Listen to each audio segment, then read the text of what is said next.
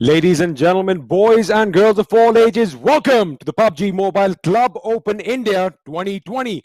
32 teams are going to have a chance to go against the best of the best in an epic battle. And, well, this is going to be an amazing, amazing experience for all of us. With me, of course, is a man who needs no introduction. I think you might have seen him around. It is, of course, Animesh Thug Agarwal. Thug, how are you doing, buddy? I'm absolutely fine, XP, and I'm super excited to be, here sharing the English desk with you because it's the first time that, I got an opportunity to do this, and I'm like super excited because PMCO 2020 it's back, and then we have 32 new teams that's gonna fight for the glory. There's so many things on cards. Actually, this is our first time casting an event together. It's been a long time in the making because we were supposed to do it a few times before, but here we are, and I think it's going to be exciting. It's exciting for me as well. It's a pleasure being here with you. But yes, the PMCO 2020 is here, ladies and gentlemen. 32 teams are going to get a chance to, well, get on that big stage. Of course, we'll be telling you what's going to happen later on. But Thug, anything that sticks out for you? I know that we know a little bit of what all teams are playing, but before we get to that, let's have a look at the prize distribution. Yes, the first place takes in $2,600, then we have $1,600, and then we have $1,100 going to the third to fifth. But the most important part, these are the 5 teams that's gonna get slots in the PMPL season 2 because that's where the real deal is. And talking about the prize pool, I think every team is incentivized. We have 6 to 6, 32nd place getting a share of the prize pool as well. Yeah, I mean, there is an incentive for every team, but I'm pretty sure you don't want to end up with $600. It still is money, but you always want that little bit more. But yes, like you mentioned, the top 5 slots are going to have a chance to play in the PMPL Season 2. And, well, there's going to be a point distribution on our screens right now. This is what they're going to have to face. Of course, the first placement points are going to get 20. Then we go down to 14, 10, 8, 7, 6. I'm sure you're all used to that if you've seen the World League. And one thing that stands out is that 1 kill equals 1 point. It's a kill-oriented game, isn't it? Yeah, I think the PUBG has transitioned entirely from the time when I started. It was all about position, but right now it's been more about kills. We have seen the World League that just concluded, and we see that the team with the most kills eventually ended out on top. Points are important, but I think it's more about maintaining that perfect balance. XP. I think that's what it's all about because I think the kills make it exciting for us viewers. I mean, we don't want to see people just sitting around and fights taking place at the end. Right now, it incentivizes people to go out for the kills. And talking about the people, we have our team rosters on our screen. Group A, of course, we have 8 in each group. So we've got the FALLENangelz, Haters Esports, that's an interesting name, Team F4, and of course, MCYS, FINTOX, UP50 Esports, and TXO. Yep, and I think, new names, I think I barely know any of these teams, and that's what's going to be the real fun about it. It's going to be super exciting. But then we have Group B, which looks stacked. We have XSpark, obviously not a new name at all. We have Desto 420, Evo, Aditya, and Austin X. So that's looks like a move. Austin X from Synergy making a move into XSpark. That could be a news. And then we have NINJAX, Indian official, Lord Fram, and AZTECS, ESP, the same team that we found them, and I think they were with us in the PMCO Spring as well, the season 01. Absolutely, and you just mentioned XSpark. It's like a all-star team with all those names that I saw. But of course, coming back to Group C, Reckoning, Revenge, CORVUS, BlitzkriegXP, I love that name, and Nox Official are going to be placed in this group, followed by VR1 Esports, DTHesports, Futurestation, and the STALWART Esports. I mean, a lot of esports. I think esports is booming right now, and I think a lot of these teams are taking full advantage of that fact. Yeah, I mean, like we are seeing a lot of esport names, esports being used as a part of their name. But yes, then we have LegStump as well, not a new name at all, but a new some new names for the team. But then obviously they have been veterans of the Indian gaming scene. And then we have Team Insane, Chalk, we have Prince, Rana Deep, we have Koali, Spray, got Ghastly, some fan favorite players as well. And then we have Reckless, Nalayak, and Website. Interesting name, WWW joining in as well. Super excited. Do they have a dot and a comma? Yeah, I think I saw that. Like, I think they did have a dot. I think they had something which looked like a dot. But interesting names and interesting new faces that we're gonna see and perform over the next. I think we have 14 days. XP, 14 days of non-stop action. You know the thing is, Thug, we had the World League done and over with recently, and everybody wants to play on the biggest stage of PUBG Mobile, right? But this is like a stepping stone, and to get there, we have the schedule on our screens right now. Group stage for India. Match 1 is going to kick off in Erangel, followed by Sanhok. Then we're going to head over to the deserts of Miramar, after which, you better get your jacket, Thug, because we're going to be playing in Vikendi. Yes, I think it's gonna be a really nice one because all the 4 maps being played, that's a very important aspect. Generally, when we were going through the World League that just ended, it was more of, every week had 2 maps. Erangel always making its way into the schedule. But right now, 4 different maps. So I think every team will get a chance to put up their best show. Every skill would be tested. Because I believe Erangel is something that is now like a very common thing for everyone. Every team knows how to actually play out Erangel. But when it comes to Miramar, when it comes to Sanhok and Vikendi, that's where things start getting intense. You need to understand the dynamics of those 3 maps, because you won't really find every team grinding a lot on these maps, and eventually these maps turn up to be the game changers for the entire tournament. I couldn't have said it better. And of course, you mentioned that we have 32 teams, and you don't really recognize a lot of these names, which gives credit to what PUBG Mobile is doing. We know that India is a large, massive country, and the amount of talent over here is, well, untapped. We have so much potential, and this is the stage where all these teams come and they show us what they're made of. It's as simple as that. And as you saw earlier, ladies and gentlemen, the top 5 teams are heading to the PMPL Season 2, the Pro League. I mean, once you go pro, you made it, right? Yeah, I mean, like that is what the fight is all about. Like looking at the prize money, it's a good incentive that PUBG gives to these young players, young talent.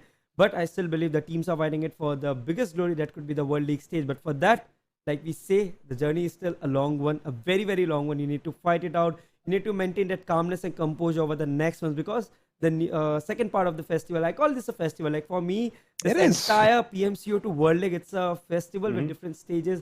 Because I remember the last season went on for 8 months. We started in January, we concluded in August. And right now, XP, I think the time has come to hop on to the game 1. And this is game 1 of PUBG Mobile Club Open Fall Street 2020. This is 8-Bit Tag. I have XP with me, who's going to walk you through to the flight path. Alrighty, ladies and gentlemen, we are flying down from the northeast to the southwest, from Severny all the way to Primorsk, and well, as we said, a lot of new names. We're going to see where they're going to be jumping. But Thug, give me an idea. Now, let me ask you a question before the teams actually start getting into action. Now, you've represented India on the world stage, right? I mean, would you have any advice for all these people? I'm sure they're going to go and watch the stream later on. What advice would you give them? I mean, how do you get there? You have to be patient. Is that it? I mean, how do you rely on your skills? I think these players are really skillful. The only thing that they need to ensure right now that they are calm and composed over the next 14 days. One bad day does not mean that your entire tournament is gone out of your hands. I think you need to because this is day 1. A lot of teams will have hot drops, clash drops. They don't know which teams comes, and like it's gonna be very difficult because these are not popular names. They are here for their popularity, for their famous. Their journey to team with a good level of fan following. They need to create a fan base out of here. So I believe that it's gonna be a learning experience for each team, and they need to take it as a learning experience. You are not the best, but you're here to become the best. So yes, let's see. I think a decent flight path, a lot of teams, and a very nice, lovely zone. Like I don't think any team would mind that zone. I think looking at Team X over there, the way they're heading over to the Sosnovka military base, that is my favorite place to drop down. And since it's within the zone, I think we might see some action over there. But have a look at George Balthag. There's a lot of teams over there, at least 3 teams that I see in that cluster. Of course, Indian Esports, Indian official, I beg your pardon, is going to be landing over there, as is UP50 Esports. Now, you reckon we're going to see some early action? I definitely want to see something. Yeah, really I think we're gonna have some early action for the same reason that teams might go for clash drop. It's gonna be a little bit time before they understand where each team drops. They need to go back today, do their homework, and come back the next day a little better prepared. But right now, from what I see, we have NTX, God. Okay, so all the 4 players are God. I think that's a nice God team that we got out there. But I hope that they're able to prove their names and they come out on tabletop and make their way into the PMPL top 5. But right now, talking about Team F4, Slinger, Hurt, Tiger, in your dreams. Okay, so we have another veteran out here in your dreams playing with F4, and they've taken a drop at Yesna. They're just split, and I think we might get to see an early ambush. I think we might see some action between NINJAX and the team on our screens right now. Now we're talking about NINJAX. I like the fact. Look at the name. So we've got T God, we've got Z God, X, and Y. I mean, well, they do have God at the end of their name. Let's have a look and see if their game is going to be godlike, because they are going to be going up against opposition really soon. And talking about the opposition, like you mentioned, in your dream playing for F4. Now, again, the other players might be relatively unknown, but, I think all the players over here are going to pack quite a punch. Of course, they've been watching PUBG Mobile for a long time. They've been playing for a long time, and they might just bring something different. I want to see some new kind of meta, some new new strategies today. Yeah, definitely. I especially want to see a new meta drop. I think drop is something that I have seen. There are a couple of teams, the drop they have taken, it turned out to be the meta. A lot of teams go ahead and chase those drops because they feel that those are the most convenient ones. But what I want to see, like you correctly said, that a different kind of PUBG Mobile being played entirely by these 32 teams, because these are new teams. They have made their way for the very first time. I think this is the first time we're going to see their competitive side. And what I expected out of them is just diversity. And, you know, maybe instead of them learning from the veterans, it's they who end up teaching the veterans that this is how it's done. Well, I mean, out with the old, in with the new. That's how it goes. And I like what Tiger did right now. Before he got into the buggy, did you notice that he kind of went prone? That is like a habit that people have formed, right? I mean, you go prone. If you have those reactions quick enough, I'm pretty sure it's really versatile in a gunfight. But, well, I think we are going to be sticking around Yasnaya right now. And just as I said that, we have gone over towards northern Georgia Paul, north of the river, where we have team, I beg your pardon, Haters Esports. Now, Haters Esports, Thug, quite an interesting name. I mean, is it full of haters, or are they trying to send a message to all their haters? I think, you know, it's more of the second one, because I think they want to send a message. But then right now they're going against MVP, not a direct fight. We have Prashant and we had another player, I missed his name. Nevertheless, Echi is going for the rotation with one car. I think they should definitely offer another vehicle, because generally we have seen if you are rotating and if you just have one vehicle, that turns out to be risky, and there is a chance that, you know, your entire team gets eliminated if you're caught in a trap set by an opponent. But right now looks like Echi is surviving to trying to get a vehicle. I think it's K2S, so it could be the team kill to survive, which is not that you know, new. I think they are not new guys if it's K2S, because K2S did stand for kill to survive, which was a team that had been in the scene for quite some time now. Yes, sir. And talking about teams that have been in the scene for quite some time, on your screens right now, Team Mayhem. Now, I'm sure all of you watching at home, we don't need to introduce you to these boys right now, but Trilok, Man of Immortal, God Ninja, Sensei, and Cloak. I'm sure a lot of expectations are going to be coming their way. And I like the fact that people are moving early. The zone is still on its starting phase of moving, right? We're not even a quarter down. I mean, a quarter now, but they're still moving early. I think, you know, they want to get those good positions in the zones, get a little comfortable towards the center so that, you know, they have to fight a little less. But I don't know. I want to see some drops. I'm pretty sure a drop is going to be falling down shortly. But on our screens right now, we have FINTOX. Now, that is quite, again, Thug, I'm really intrigued by their names. Some of these teams have really good imaginations. Yeah, you know, it's great to see teams coming up with innovative names, and these are like off gaming teams. You can off gaming names. Like, you know, when we talk about gaming is we see something around gaming, around esports, but these are like UP50, up 50. Like, you know, these are like crazy names. I mean, like, you know, definitely shows that they're here to enjoy, have fun. Meanwhile, we have TXO, another team with Sidhu, Divine, Helper, and Shadow. Let's see how these four guys end up performing. The best part, no fights until now. The best and the worst part about it is that we're gonna move towards an intense end circle, and the worst part is that we could not have that ambush going on. No shots fired as of now.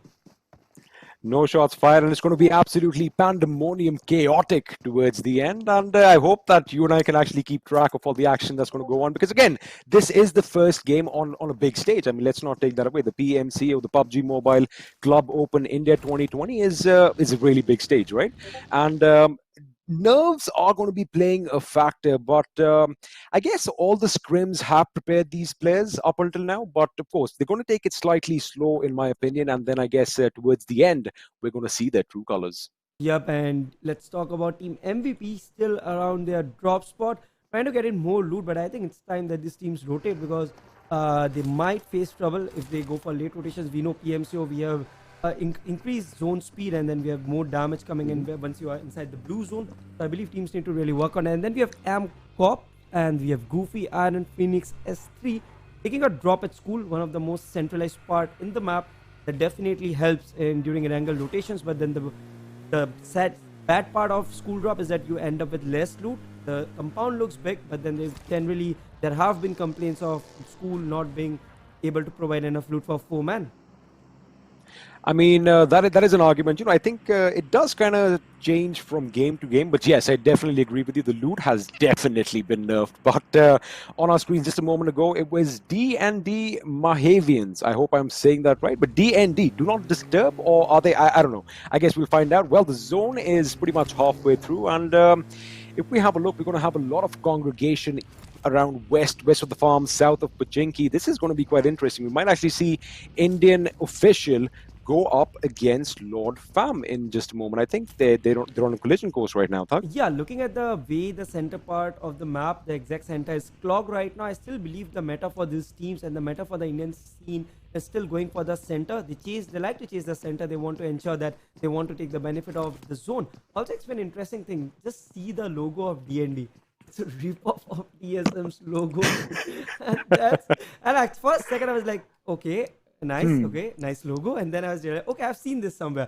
Anyways, the zone makes a shift toward the northern part. TX might want to go for a rotation. However, MYM could be a hurdle to them. And looks like Team X versus MYM could be on the cards because both the teams... Okay, so MYM went for a rotation as well. Ooh. So I don't think we might see a fight here on. But right now, we have the first airdrop coming in, M249 with the bullets 5.56, and obviously the most important part, the level 3 equipment that is pretty much important to every player right now on the map.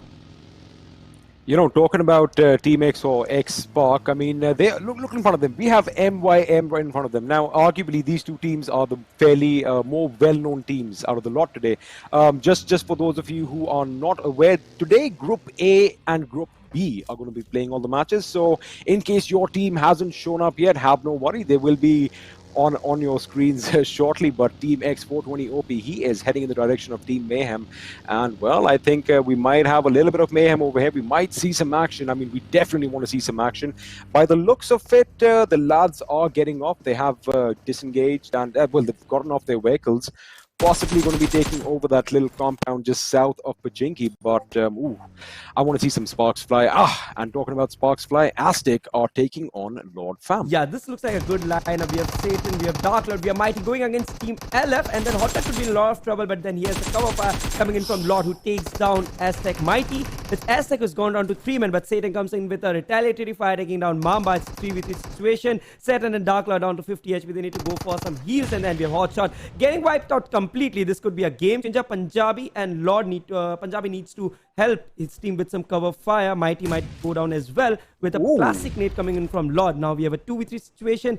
AZTECS, actually it's 2v3 because Mamba is still knocked out. I think Punjabi needs to step up his game.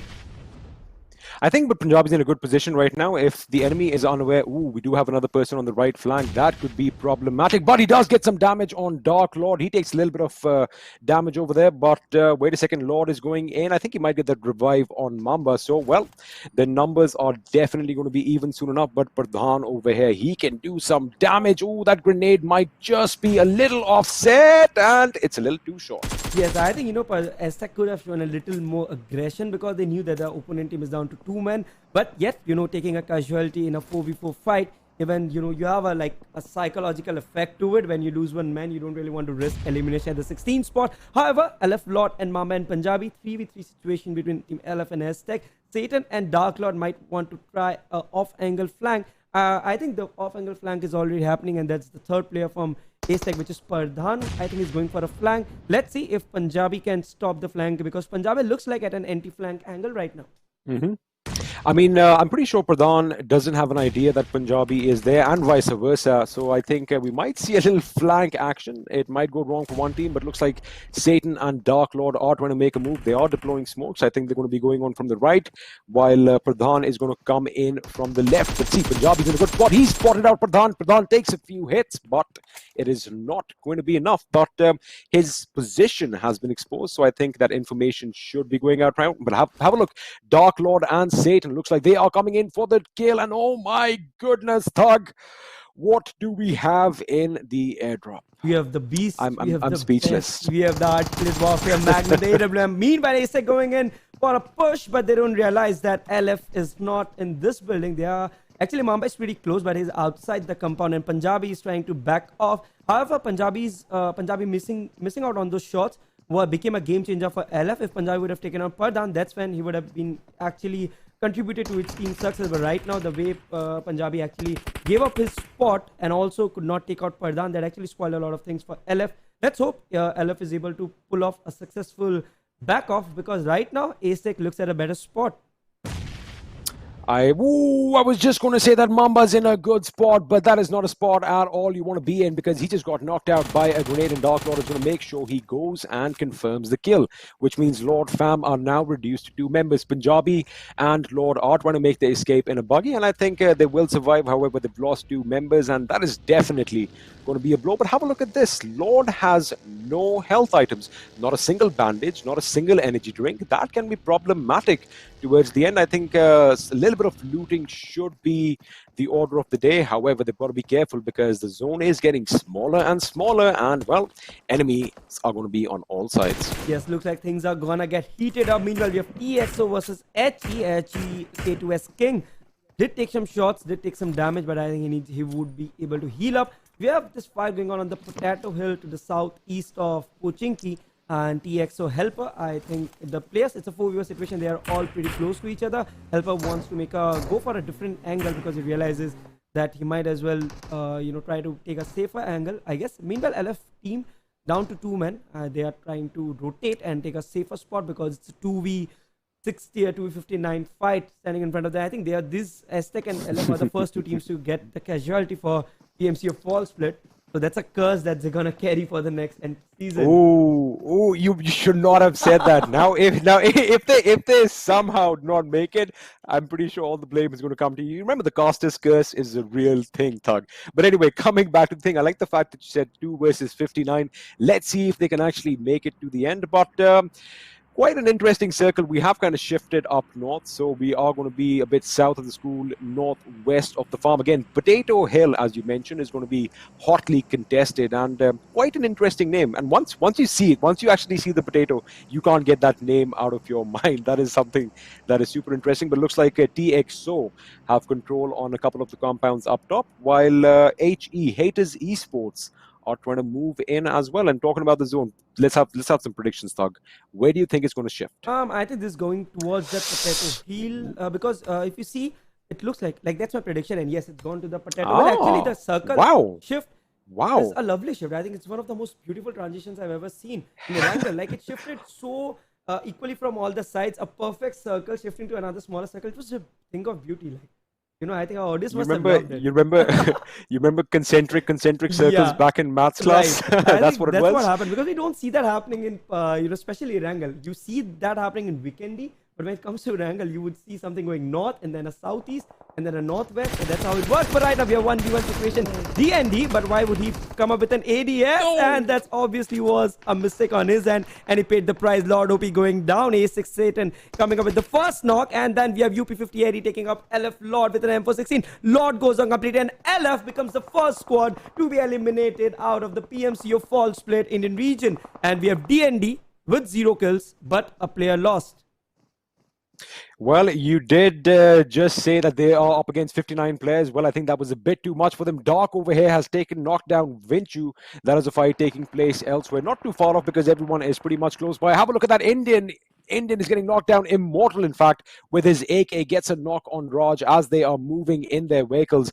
Meanwhile, King gets a knock on Sparsh, and I think Haters Esports are going to go up against opposition. They've got to be careful, though, because on one end, we've got TXO, and of course, right in front of them, Team INGL. Now, Team INGL or MVP, let's just call them MVPs for, clarification and all that. I think they can be in a good position to... Wait a second.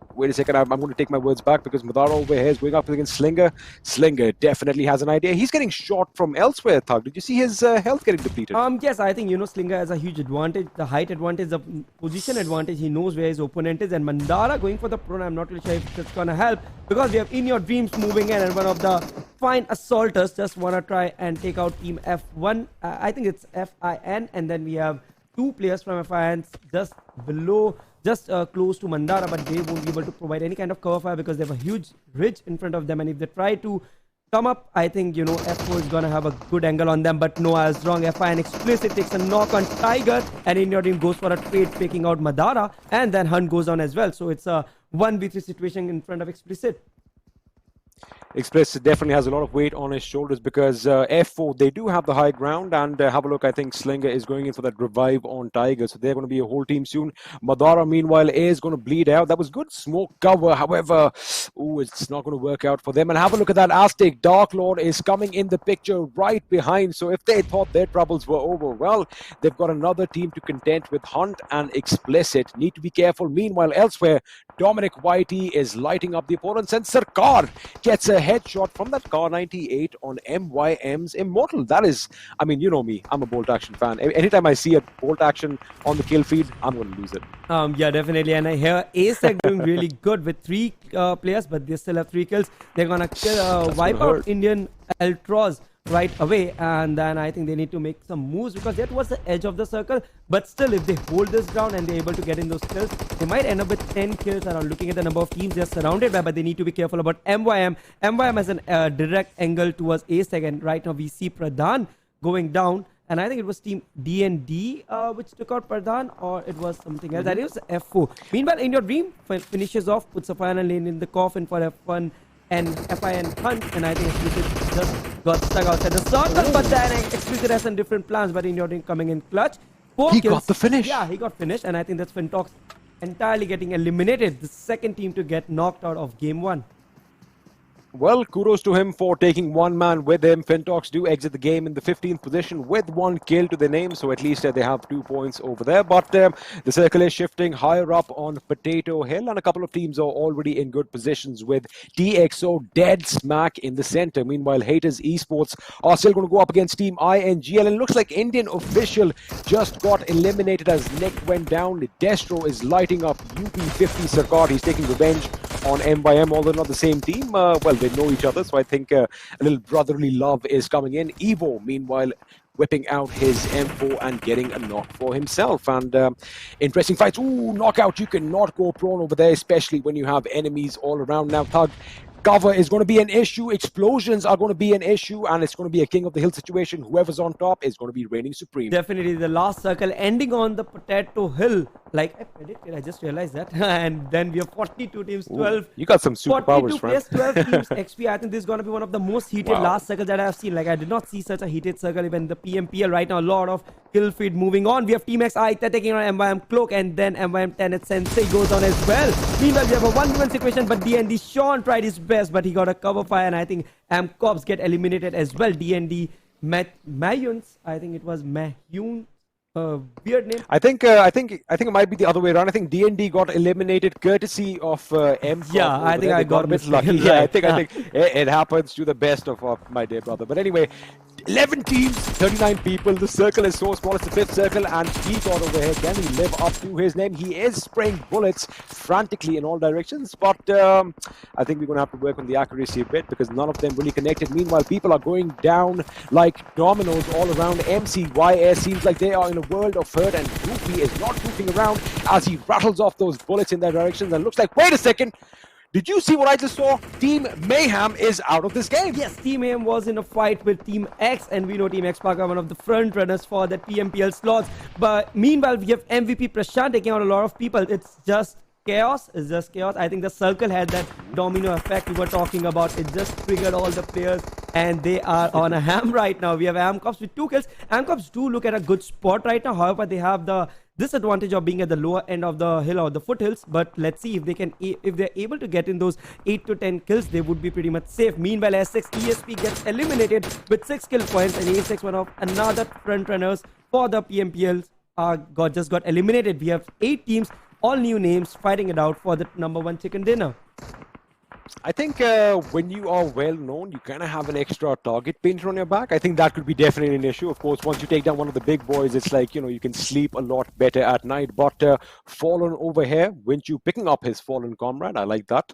Clutch are, they lost earlier. They have 1 kill, but they don't have a good position because they do have to move to the zone, which is going to be changing in about 10 seconds. They need to get that HP up, but looks like Fallen are going to try and keep them at bay because Winchu has picked up his teammate Kirito. However, Bloodfire looks like is going to bleed out. That is going to be a little bit of a blow to this team right now, but the zone has shifted, and if you remember MCOPS earlier, thought they are now in a good position. The zone has kind of helped them out, and have a look at this.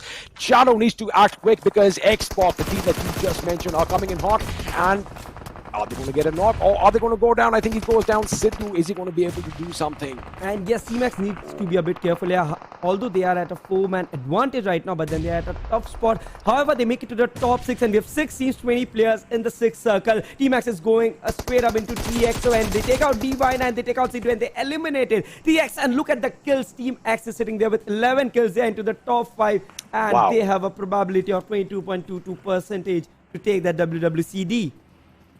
I think these guys came prepared. They are coming guns blazing. 11 kills in the first game is no small feat. But over here we have Itachi. He is going up against the opposition right now. He's got to be careful. It's a full team ahead of him. Ooh, just narrowly missing that grenade. And it looks like Fruit is going to pick up his friend K2S King. That is going to be a revive. But MCOPS are in a good position to put the pressure on this team. They've got to be careful because they could have opposition coming in from behind. Now, a little bit of a face-off over here. Plenty of smokes deployed. Ooh, those grenades are being lobbed in that house with some precision. However, I must say, Haters Esports are lucky to be alive. And talking about lucky, Team X Evo comes in from the other side and gets a knock. Yes, I think Haters Esports have, a really bad spot right now to be in the game because they're surrounded by teams on all sides and their multiple utilities are being used. A Molly comes in, and I think that might take down K2S Fruits, but they're just holding the edges of that house and trying to somehow make it until the last top 3 or something. But then right now we have Team X on our screens. 13 kills, every player, 420 with 4 kills, and I think every player from Team XSpark is doing a great job. Meanwhile, Team F4 eliminated at the 5th spot, down to the last 15 players. I think it's a 4v4v4v3 situation, and MCOP S3 takes down K2S4. I think MCOP just needs to push in. They need to realize that it's a very small house. If they even get their guns blazing from one window, they will take out the entire squad. Absolutely, but I think that'll make sense if they rotate a bit from the right, because you got to remember XSpark is on top of that hill. Just to your left, you have a look at Aditya, one of the former members from IE. He's definitely going to be doing a lot of damage, but this is the right call. They are moving, going into the zone. Are they going to be making cover, or are they just checking to see where the enemy is? Because they do have a team in front of them, as you said, 15 players alive, 4 teams. It can go either way. The odds are in XSpark's favor, but you know this is PUBG Mobile. Anything can happen. And, well, D-God is going to go up against the opposition. He has spotted out MCOPS, but I think he saw them and he's like, you know what, I'm going to play a little safe. I'm going to come back for a second. Yeah, I think that's a wiser choice because they have the circle. They just need to ensure teams don't get too close, and they just need to use the utilities to hold them off. And meanwhile, I think Team HE Haters get eliminated down to the top 3. We have Evo coming up with this M46X place. He's there with 6 kills, and that could be 7th one. We are seeing a brand new Evo, a player who has been in the gaming scene since a very long time. Right now, Aditya goes down. That was a good spot, a good spray coming from Z-God. And then we have X-God. Okay, so it's XYZ. TXYZ God, I just noticed. And then, okay, so Team X is down to 3-man. They might get third party with MCOPS. MCOPS should play the cop out here, and they need to, hold this fight. They need to ensure that they get some benefit out of this fight. If not, it could be a difficult for, Team MCOPS to go for a 4v4 fight later on. I think, like you said, MCOPS, they need to act like cops. They need to assert their authority over the opposition right now, but they have a very tough opposition in the form of XSpark, all 4 members alive. Spark, this is a very rare 4v4v4 situation, which is down to a 3 for one team as 420 OP gets a knock and a finish on Iron, but he's going to be in the line of sight, and I think Goofy is going to do a lot of damage. He is not going to let him survive. 420 OP gets taken out from this game. A little bit of a tit for tat over here between Team X and NT, and looks like the gods are in trouble. The gods are in trouble. Only Z and X survive. Can they take the fight with Team X? And well, they've got to rely on the cops as well. This is tricky. It can go either way. Yeah, it can go either way. Looking at the positioning of the gods, they are at a 2-man split right now. Okay, yeah, that was a good attempt by Aditya to take out Team Gods, but right now the cops are finally asserting their authority. Aditya, Destro is down, and it's all up to Aditya and Evo to ensure that the team gets the chicken dinner. But 17 kills, they have so many kills. If they get the chicken dinner, they're gonna assert a dominance and give out the word that Team X is here to win it, and deservingly they do deserve this chicken dinner given the fact that they have played this game amazingly well. But right now, the COPS are moving in. They are going to take down Destro. The COPS are with 9 kills right now. They have 3 men alive. It's a 3v2 situation going against some of the finest players that we have. Will the underdogs be able to make it too? But Evo coming up with an amazing knock, and 2 players around COPS go down straight up. And now it's all up to Evo and Aditya. 19 kills on their cards already. SP goes down as well. And that makes it 20. We still have 3 teams. Okay, it's down. That's it. It's down to 2v1. And did you know one thing? X-God got the knock on Goofy. So Evo, I thought Evo took down both members, but God from right over there got that knock. And, well, 20 kills, Thug. Forget everything else. XSpark have 20 kills. Make that 21 winner chicken dinner. I mean, are you surprised, Thug? Because XSparks have walked away with the prize, with the first win of the day. Let me just tell you. Let me just get this point in, Thug. 21 kills. 21 kills. Game 1 of PMCO first play. Before this even started, XP, we were talking about the new teams. We were talking about how the scene is gonna change, like it has been changing over the last year and a half. And I believe Team XSpark is a team to look out for, and believe me, this team is gonna make it really big. The way the boys played it out, they were super confident. We know they have their experienced players, but you know, even sometimes experience fails, but not in the case of these young guns who are here to prove themselves and make a mark.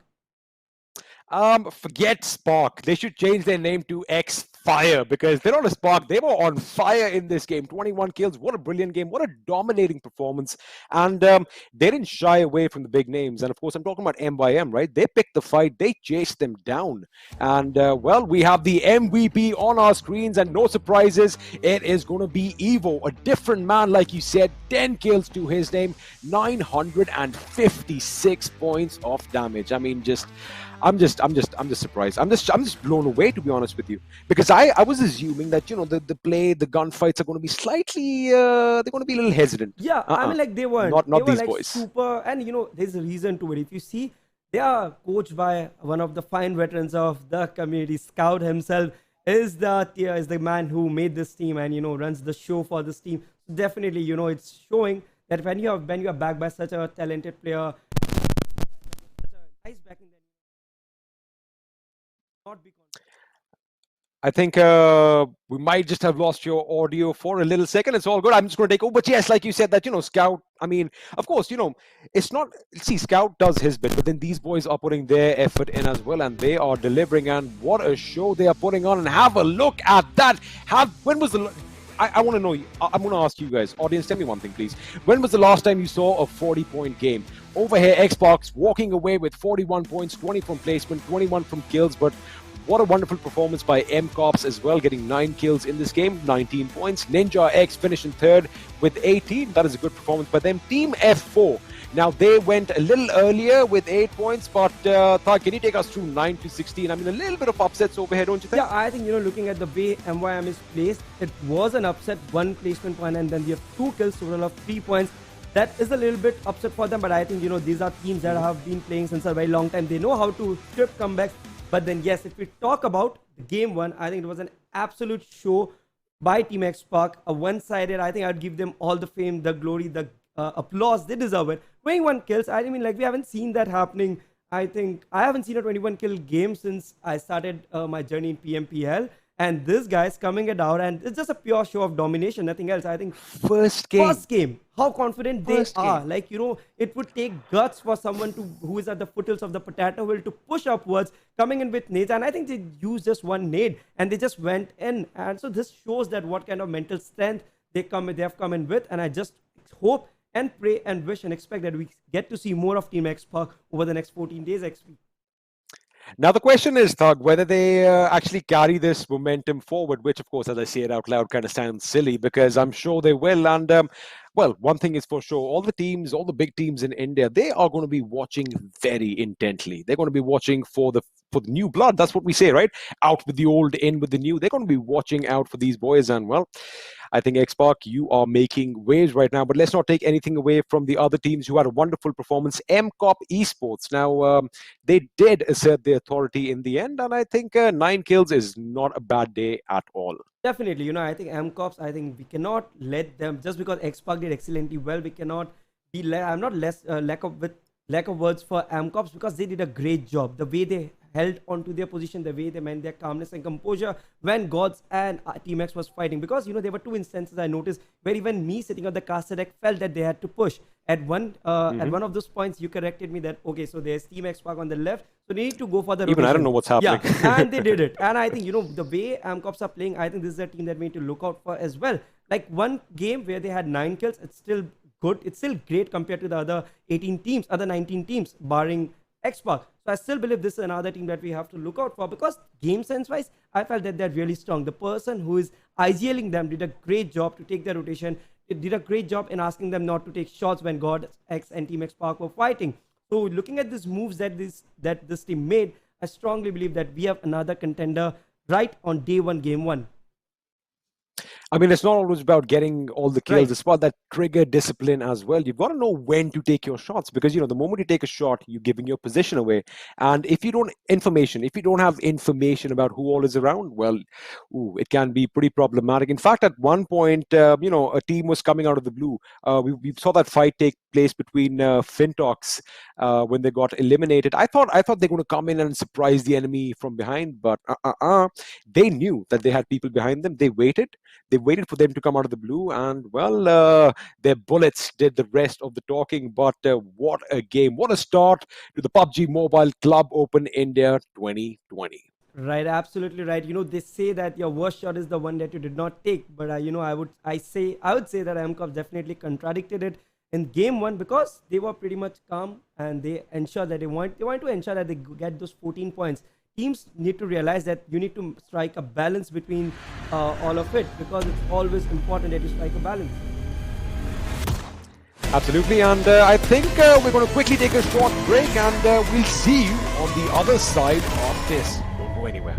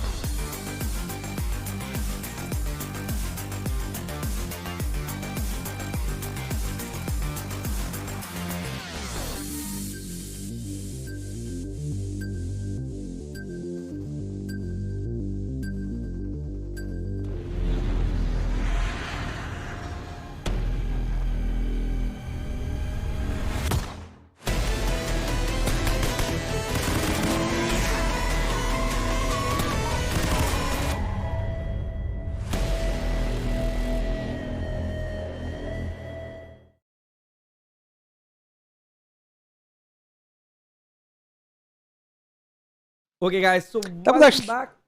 Okay, XP. I was saying it was actually wonderful looking at the two lads over there. We want that desk too. Don't worry, Tag. We're going to do that real soon. We're going to be on a desk. But yes, you were saying. Yeah, so I was saying, welcome back, everyone. It's me and XP, but then we already skipped the part, so it's absolutely fine. Cracker of game, and I'm super excited for the game too because it's gonna be even better because things get heated up when it comes down to Sanhok. I mean, ooh. I mean, Sanhok. I mean, it started off with this in Erangel. Sanhok is just going to be a bloodbath, and I want to see that. Actually, I want to see that. I want to see people jumping in at boot camp. I hope all the teams jump around over there, and we have bullets flying right at the beginning, bodies dropping, hitting the floor, and well, all the green turns red. I mean, I'm getting graphic, but trust me, I'm a good guy. I'm a good guy. Yeah, me too. Now I'm looking forward to such a cracker heated up game because with every game I think the intensity here is gonna increase. We have some really good teams, some really amazing talent in this PMCO. I mean, we just saw that. I mean, of course, XSpark. Let's just keep them aside, right? Because everybody knows XSpark. I mean, MCOPS did a wonderful job. NINJAX did a wonderful job. Kind of surprised me, even though they are all gods. So I mean, we have to expect them from what was it? TXYZ. I think the best thing is they at least know the alphabet, right? So that's. I want to see ABC though. Where's ABC? I think Maybe we might later. have, because we still have like 16 more teams that we haven't seen yet in the action field, which we're gonna see them I think is tomorrow. But right now, talking about Sanhok, XP, what do you think? Like, what's your I won't ask for an prediction so early, but then what do you think about Sanhok? How do you like it as a map? Oh, how do I like it as a map? Back in the day when Sanhok came out, I'm sure you remember because we were playing Mm-hmm. PUBG Mobile 25 hours in a day. Yeah, Mm-hmm. yeah, you get that? After we playing all day, right? And Sanhok, I think for 2 months straight, I just played Sanhok. So it's a fast-paced, action-packed map, and the cover, all that thicket, all the bushes, it has pros and cons, right? You can hide well, but so can other people. So you gotta have good earphones. You gotta listen for all that hissing in the grass, Thug, because you're gonna expect a lot of snakes. Right, and I'm actually just waiting for the game to start off because I believe that Sanhok, I love that. I love the map, and I want to see how many teams actually go ahead and drop at boot camp because it's day one. Not every team knows about the drop of the other, so I'm expecting maybe 2 to 3 teams. Yeah, 3 teams exactly on point. I think we are pretty much aligned the way our thoughts are super alike, and I think we're gonna have good fun making those predictions. Fist bumps to Found that. it, found it. There you go. Yes, so we're expecting couple of teams to drop at boot camp because I believe boot camp still is the meta for Sanhok. There's no other space that is better, but let's see how many teams drop as we hop into the game straight up XP. Let's do this. Our plane is in the air, flying over Sanhok. Again, we are flying from the northeast to the southwest, all the way, well, between Khao and Mongnai, all the way to Tambang. And come on, let's see a few teams going to boot camp. I think AZTECS are definitely heading in that direction. That's going to be exciting to see if they do follow the boot camp. And just as I said that, they take a quick diversion and they are going to the northwestern island instead. Surprisingly, Thug, not a lot of takers for the north of the map. Khao, Mongnai, Camp Bravo, in fact, are all empty. And, well, I think we're going to see blood really, really soon. Yes, and I think it's pretty much like I think the teams are very much segregated towards different sections of the map. They have their favorites. Looks like MVP going towards Ruins, trying to, but we have MYM and Immortal. MYM coming up with a collaboration recently on their organizational side. But Immortal, one of the very popular names, and recently in the recently concluded PMIS, they had an amazing run. This lineup of MYM. Although I do see some changes with Believe making his way out of the team and entering Mega Esports. Right now, it's MYM versus LF, and Lord just spotted him. Immortal needs to be careful, although he has an Uzi on him, which is a pretty stack gun when it comes to closure. Immortal takes one down, and that hot shot going down. Lord did not come up with any type of cover fire. Immortal has a TPP advantage, and meanwhile, I think we just saw 2 teams get eliminated. Did I just miss that? When did this happen? What just happened? I think it's not about elimination. Well, we're going to come back to that. We're going to make sure we get all our information right. But the way Immortal jumped and listened to the sound, The way he had that sound sense on perfection, and he shoots through the door. Lord is going to be forced to come out, and this is where he is going to shine, because again, remember that Uzi, like you said, is going to be doing a lot of damage, but Lord's got to be careful. He was going for that revive, but Hotshot is going to have to wait. He's going to have to wait for that revival. In fact, this is a good move that he's making. It's too late now. I think it's going to be a bit too late, because he has been spotted. Hotshot is going to be out of this game, and well, Lord needs to pray to the Lord Almighty himself if he wants to survive this, because MYM are closing in on his position, and it doesn't look good. Wait a second, talking about doesn't look good. He just took out Sensei. Yep, and I think, this could put MIM into a lot of trouble, but then Cloak is moving in, one of the front-end assaulters, and yes, Lord goes down with some little bit of help from Immortal. We see some fists coming out, and this is gonna spice up things, because when you bring out fists on day one, teams are gonna bring out guns on the last day. So let's see how it goes. Meanwhile, we have Echi with that one point, and then we have F4 with one casualty and Lord with 2 casualties. Okay, so I think I'm missing something out here. We still see 14 teams, but none of the teams are eliminated. I think I'll tell you the best thing about PUBG Mobile, the best thing about the tournaments that we are having right now, and it's something that we need to teach our teams. Punctuality is key. Now, the thing is, these games start whether you are there or not. I'm assuming that is going to be one of the situations, but forget that, because Team X looks like they are getting ready for an assault. And of course, you have to make it on time. If you're not there, the match is going to start. No special treatment for anyone, which I think in today's day and age, Thug, that is what it's all about, right? I mean, everyone has the same opportunities. You've got to make the best of them, and you can't flounder them away like this. I mean, it might come back to hurt the teams that are missing later on, but you never know. Maybe they might get a couple of big games later on to make up the deficit. Yeah, definitely. But then, you need to have that sincerity, because from the looks of it, what I see that 2 teams did not enter this game, because we have 14 teams, and I think that's where we started off, because I don't see any team getting completely eliminated. There have been no CTAs for any team getting eliminated. Oh yeah, you're right. So I think it's 2 teams who missed out on the game too, but then that's fine. Let's see how MYM Cloak, if MYM Cloak gets revived, because he's a little bit off, and no, Cloak's down. That's LF Mamba alongside Punjabi trying to take down Cloak, and MYM getting those first casualties is very bad for this top-rated teams. They need to ensure that they survive with the 4-man squad until the last circle. And I don't really know why these teams are going for that early on fight, because the big names, they should always wait. If they trust their gun power, they can wait, and they can wait for the last circle. However, we see Team TXO, Helper, Sidhu, Divine, and Shadow trying to make a rotation, trying to get inside the circle and find a good spot for them to be stationed. However, in front of them is F4's Tiger, and if you know anything about tigers, ladies and gentlemen, this is pretty much their natural habitat, so they've got to be careful. They can blend in with the vegetation, and well, they can strike at any second. I mean, so we've got to worry about snakes, and now we've got to worry about tigers. But we'll have a look and see if Tiger actually pounces and sinks his fangs in one of the opponents. Meanwhile, I see a fight kind of breaking out between XSpark and MCOPS Esports right in the center of your map, just a little east of Bainan. And wait a second, let's have a look what's happening over here.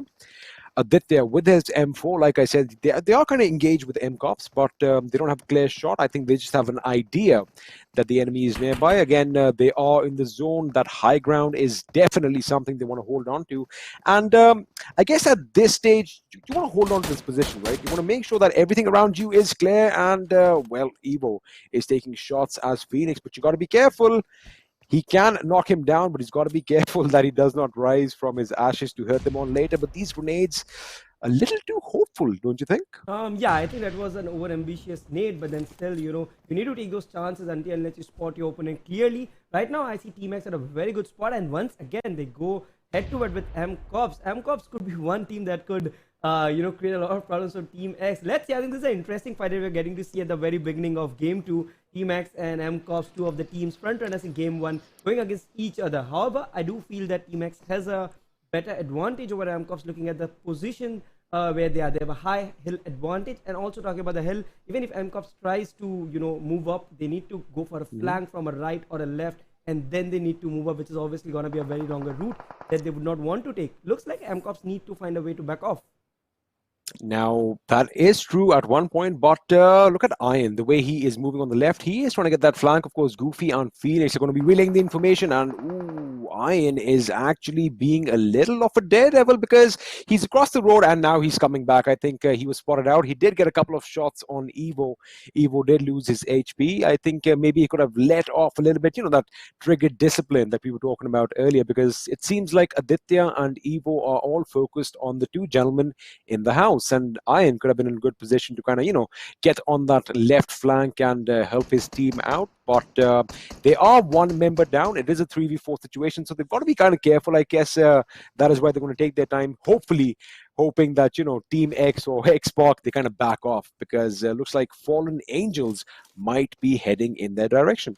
Yes, right now what I see is that once again the meta for this game as well is the center of the circle. Every team wants to ensure that they have a good spot in the center, but right now if you look at the center, it's just 3 to 5 teams already who have made their way, they went for the early rotation, wanting to chase the circle, wanting to ensure that they get in those position points and leave it to the rest. Because last game, if you remember, the team which Team X pushed, they were holding that particular potato hill from the very beginning, and I think it was team number 15, talking about numbers. But then it was a team like Team X who had to eventually go up and put them off. That helped them to make their way into the top 7, I guess, which was pretty decent. So even if you're holding the center, you need to ensure that your gun games are on point. You cannot just let a team come out of a disadvantageous position, come up so close to you, and then take you down. I think that was something that went in favor of Team X last game. But right now, talking about Team X, they are always all around, and Destro coming up with the first knock against Fallen Vishu, and then Team Fallen might be in a lot of trouble because it's Team X, but no, Clutcher had a different opinion and he decided to take a 420, and MCOPS are in at the right time executing that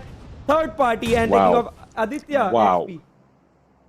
Wow, I mean, talk about, you just said they were in a good position, but they have to act quickly because they are now getting engulfed by the enemy. 420 and Aditya are down. Wait a second. Oh my goodness. That just shook the whole world because I just fell back in my chair from that explosion.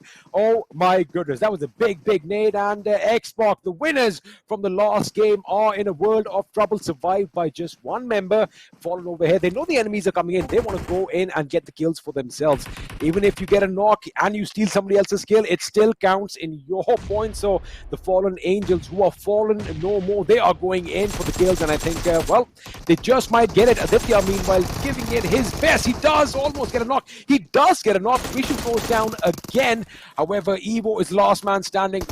Can he get this for his team? He gets out, he shoots, gets that damage down, but I think he's going to be overpowered right now. And with that, XSpark are the first team to be eliminated, kind of the opposite from what we saw in the last game. It is the #1 position, but at the wrong end. Absolutely, and that's the beauty of PUBG Mobile. Last game 21 kills taken in, and this game you get third party by the exact same team you overpowered in the last game, and then you eventually end up getting knocked out. I think that is what PUBG is all about. Meanwhile, talking, what's with the circles? Yeah, what's up with the circles? Why are they so being so team friendly? Like I love watching those hard shifts because that is what makes the game interesting. Right now, we're just gonna see DND trying to maybe move towards Painan, and maybe the team UP50 might as well want to come to around the vicinity of Painan and might want to ensure that they have a decent spot to move to in the next circle. But right now, from what I see, MYM, they are trying to play around the edges. So I think that could be Cloak working on the IGL for the team, because we've seen MYM play in the PMIS where there's a similar kind of strategy. Hold the edges, move in, try to take out a couple of teams as you move into the circle, but never ever go to the center and go for those early fights. Meanwhile, we have Team XO trying to create some problems for Team Fallen.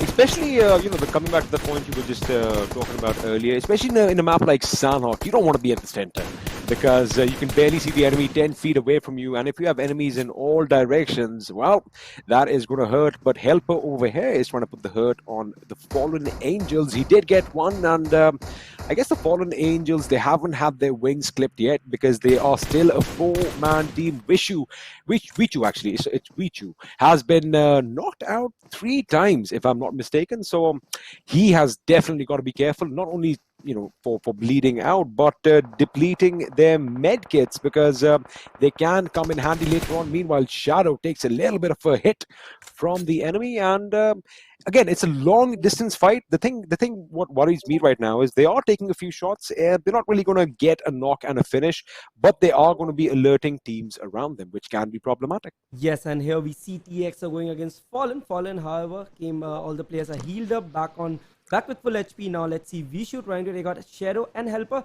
Shadow and Helper, they have a good decent cover, but I think both these teams, either one of them needs to fall back, or else we might see the other one going down, either one of them going down, because from right now what I see is that TX is at a more is at a bad spot than is at a worse spot compared to Fallen, because they are pretty much exposed and also they're split. And right now we have MCYS going against HE, the team that had the first blood in this game, and it's a 4v3 situation. I think it's now it's 4v4. The player just got healed up. That's K2S. Well, Kill2S Fruits is getting his HP back up, but Zark is making sure he puts all the pressure. I like the fact that they have a guy named Zark and then they have a guy named Doc.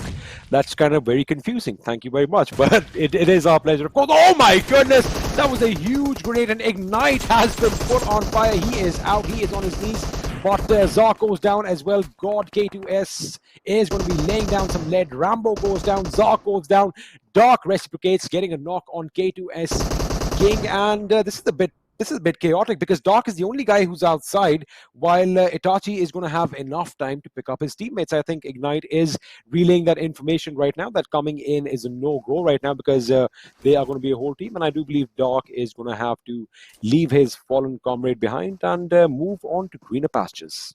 Yes, and here we see MCYS going down, K2S with the 3 kills already, and that's Ignite. Itachi alone surviving, but Ignite might just go down as well because he's knocked off already. Itachi has a 1v4 situation in front of him. Would K2S Fruits? No, I think, no.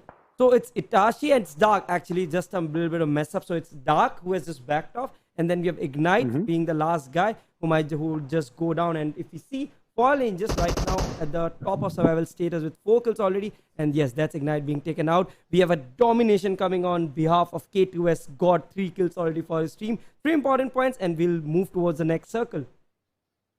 A lot of gods in this game. Of course, they are the gods of PUBG. Let's have a look if it's going to be another concentric circle. It isn't. The gods of PUBG are listening to us. They're like, all right, do you want some drama? You know how we're Indian and we love our drama, Thug. We want to see drama in PUBG Mobile as well. And well, this zone has done a little bit of a drastic shift towards the northeast, which means teams are going to have to migrate to the new zone, which is all the more exciting for us, because they are going to cross paths at some point, which means bullets are going to fly, bodies are going to drop, and we all are going to have big smiles on our faces. But DND right now, they didn't have the best game in the last Erangel map, but they are a 4-man squad, and it seems like they can kind of put up a fight. They haven't backed away from a fight since we saw that earlier, but I want to see something more from them. I want to see more aggression, in the sense that, you know, XSpark, well, they have been eliminated, so now all these teams actually have a chance to make a name for themselves. Yes, definitely. You know, let's talk about D&D team that's going against AZTECS. So they need to be a little bit careful, and also we have UP50. AZTECS could be in a position where they might get sandwiched, so they need to ensure that they're able to get out of this situation where they're being pushed upon by 2 teams. But right now, AZTECS seems to be out in the open. They need to ensure that they have a cover. I see a nade coming in. Darklord could be in a lot of trouble. 3 of his teammates have already started making their way into a safer compound, into the 4 walls. Ooh. And they don't really want to stay out in open. I think that's sort of a wise choice to make, given that Sanhok has I don't think it has a favorable terrain for anyone. And, you know, generally the team that decides to make the push, I think 80% of the cases that I have witnessed, I've seen the team that decides to make the push wins it. It's very difficult to defend ridges in Sanhok once you're spotted. Once you're spotted, then it's going to be a bit of an issue. But looks like Aztec Satan has got his HP up, but UP50 are on that high ground, and they are in a position to deliver some hurt down here. Meanwhile, Sarkar is trying to lob some grenades in NT's direction. Now, whether that's going to reach NINJAX, I have no idea. It looks like it's a bit too far off, or maybe Addy over here. I think they have an idea that someone is closer by. So maybe it could be a bit of misinformation. Maybe they heard some shots coming from that direction. But nothing is going to form out of those grenades right now. Meanwhile, KSR For a second, I thought that was KSI playing. Anyway, meanwhile, KSR is trying to have a look at where the enemy is again. MYM have finally made it into the zone, and they might go up against F4, but it looks like Fallen's clutch R is going to be in a bit of an issue because his teammates are kind of separated from him. They are making their way towards him, but through that open field, ooh, I mean, you can get easily spotted. Yeah, definitely. Talking about the way this teams would have to make a move, and if the zones shift, God forbid, to the southeastern side, I think that's gonna change the game entirely, because the southeastern part, the query part, there's a big slump in the center, and then you're surrounded by hills on all sides. Basically, it's just a mess, and you just take shots out in the open. But let's see, we still have 13 teams, 44 players fighting it out. NT, the team Gods. I love to call them the Gods team, because Right. NTYXY. And why is that T? Like, I think it should be why is that E God, Z God, X God, Y God? I don't know. I actually need to sit down with this boys and want to know, like, why is your name like that? You just mentioned, God forbid, the zone goes down south towards the quarry. I think it's going to happen because we have 4 gods sitting down there, mate. So the zone is definitely, I think it's definitely shifting down there. If it isn't, then, well, I think they might need to change the names, and they are in the zone. So I think they have some supernatural powers helping them out right now, but is it going to help them stop bullets? Because the AZTECS are right in front of them, and they are in a good fortified position, that warehouse and the adjoining, those big monster tractors or trucks, whatever you want to call them, they are going to be providing enough cover. And ooh, the M24 with the 6x, a shot has been fired, which does miss. If he gets this, I'm going to be elated. But Wygod over here, trying to get a few shots off. Of course, a bolt action not really favored in Sanhok, but oh, when it's used and when one connects, I think it's a moment to celebrate. Yeah, definitely. Meanwhile, we have MCYS getting eliminated, and I think that was LF Punjabi coming up with the final knock. So 2 teams already out of competition. That's Team XSpark and MCYS, and now the zone moving towards the southwestern part, and I think it's decent because I see majority of the teams around it. It's not apart from MY and F4. MYM, we know they love to hold the edges, but now it's going to be interesting to see how MYM actually tries to move inside this zone, because they don't have favorable conditions towards the eastern part of the circle to move inside the zone. If they do try it, they are definitely going to get punished by NTX or maybe someone like AZTECS. I mean, that is absolutely a possibility, but it looks like, whoa, wait a second, MYM's heading in Fallen's direction, and overhead, DND Knockout was engaged with the enemy, but he's like, you know what, I got to get back to my team, get back to the safety of those walls. Meanwhile, Kirito gets a knock on TXO Sidhu. That is a fight we definitely want to have a look. Vinchu gets a knock on Shadow, so there is definitely some action going on right now, and we are going to be switching to that right now. It's a long distance fight. I thought it's going to be up close and personal, but FALLENangelz are taking shots at over 200, around 250 meters out, and well, that is very accurate shooting on their part. But TXO, they have picked up the members. Ooh, Sidhu goes down again. They are in a bit of trouble over here because are my eyes deceiving me? Did I just see MYM get a knock in over here? Yeah, I think they are in a sandwich situation. It's a 3-way fight where Fallen and MYM are targeting TXO. Helper and Divine could just be in a lot of trouble right now because they had a very bad spot, and I think Fallen just in disguise helped MYM to make their way into the circle, because like I mentioned, if you look at the circle towards the eastern side, it was very difficult for any team. It would have been very difficult for any team to enter the circle without putting up a great fight.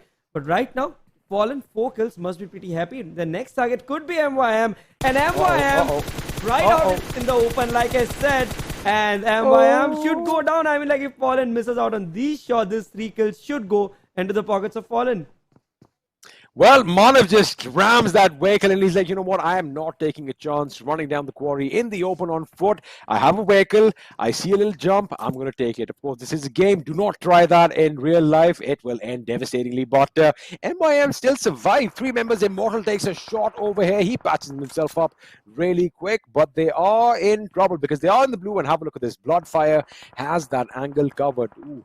I mean, Thug, I think we need some smoke grenades over here, and they are deploying them right now, but they've got a time they're running, because you know, as soon as the smoke deploys about 4-5 seconds, if it was me, I would just start randomly shooting. I think Mortal been spotted out. Oh, he's taking a shot. Bloodfire does take some retaliation in turn, but Kirito is going to make sure he knocks Immortal, and Manav and Sensei have their work cut out for them. Meanwhile, Tiger is going to lay down some lead in Kirito's direction. Okay, so right now what I feel, XP, is that both these teams, F4 and Fallen, they need to ensure that they are done with this fight and they move inside the zone. because in a second, like as we speak, the zone has started closing in, and once the blue zone, that to the 5th circle, starts closing in, the damage is going to be a strong one. I don't know why F4 took those shots. They could have easily taken the higher up ground and made their way inside the circle. Right now, we might get to see a F4 versus a Fallen fight. Sense at the last serving guy might go down by, okay, it's In Your Dream taking out Fallen and V2 taking out MYM. So right now, Fallen is having a two-way fight.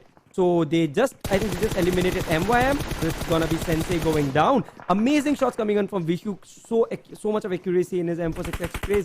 Nice to see those sprays coming in. Right now we have MVP versus UP50. So it's now I think it's a hot show with 11 teams in the 5th circle in a game of Sanhok. What was SRK doing out in the open like that? Especially with grenades being lobbed all around. He has paid the price. He has been knocked out. Mamu has gone down as well. Sarkar from UP50 is the last man standing, trying to patch his teammate up where the enemies all around are pushing in. But wait a second, Mayur for the win is getting shot from elsewhere. So a little bit of respite for this team over here. They thought they were done for, but MVP, the boys are going to have to pass themselves up. Team INGL, of course, and TXO are going to get eliminated from this game. Meanwhile, wait a second, Sarkar goes in. He gets, oh my goodness, he just turned it around. F4 are eliminated from this game, Thug. UP50 almost getting out. They just turned their fortunes around. Yes, and within blinks of eyelids, we saw the number of teams go down from 11 to 5. The number of players go down from 36 to 17. The map has been halved. The number of teams have been halved, and we have our top 5. That's DND, AZTECS, we have NINJAX, we have FALLENangelz, and we have UP50. Looking at FALLENangelz, 9 kills, definitely much deserving. The way they were holding the edge of the circle, trying to ensure none of the teams make it to the circle. I think they did a great job, especially watching those lovely sprays coming out of the guns of Vishu. Meanwhile, we have Satan, Dark Lord, Frost, and Mighty, some of the popular names still inside the circle, and I think UP50 just got eliminated. There was a quick wipe coming in from T-God, and T-God taking 2 out of the 3 kills in his name. And right now, DND Dominic could be in a lot of trouble. Look at the position, XP. NT, once again, they make it to the last circle. Just going to say that. I was just going to say that. Look at the way they spread out, making sure they cover all the ground. But that was a little bit of a mess up over there. And, well, he has gone down. But WhyGod is going to come in and knock out Dominic. And Aztec Frost is going to come in and take the kill. So a little bit of exchange going on over here. Z-God, meanwhile, gets a knock on Vinchu. And Lord OP goes down to that M24 yet again. A headshot, that too. Now, Aztec, they're going to caught in the middle. Oh, is he going to get him? He survives! Are you kidding me? How did Knockout make it? I think he did a great job in making it to the cover. Right now, they're definitely going down, but Satan gets an instant cover fire. Some really good cover fire coming in from DND. Sean, who takes on Satan. Sean is placed at a spot none of the AZTECS players even know. They aren't able to figure out where did Satan get shot at, where from Satan got shot at. But I think that was the God who eventually ended up the domination coming in from Sean, and NT is on fire right now. Well, DND MAHEWIANS have been knocked out in the 4th position, and AZTECS are still alive. 4 members still alive. Satan gets patched up, and the FALLENangelz have 9 kills to their names. 2 members alive. Ooh, Bloodfire just gets knocked out.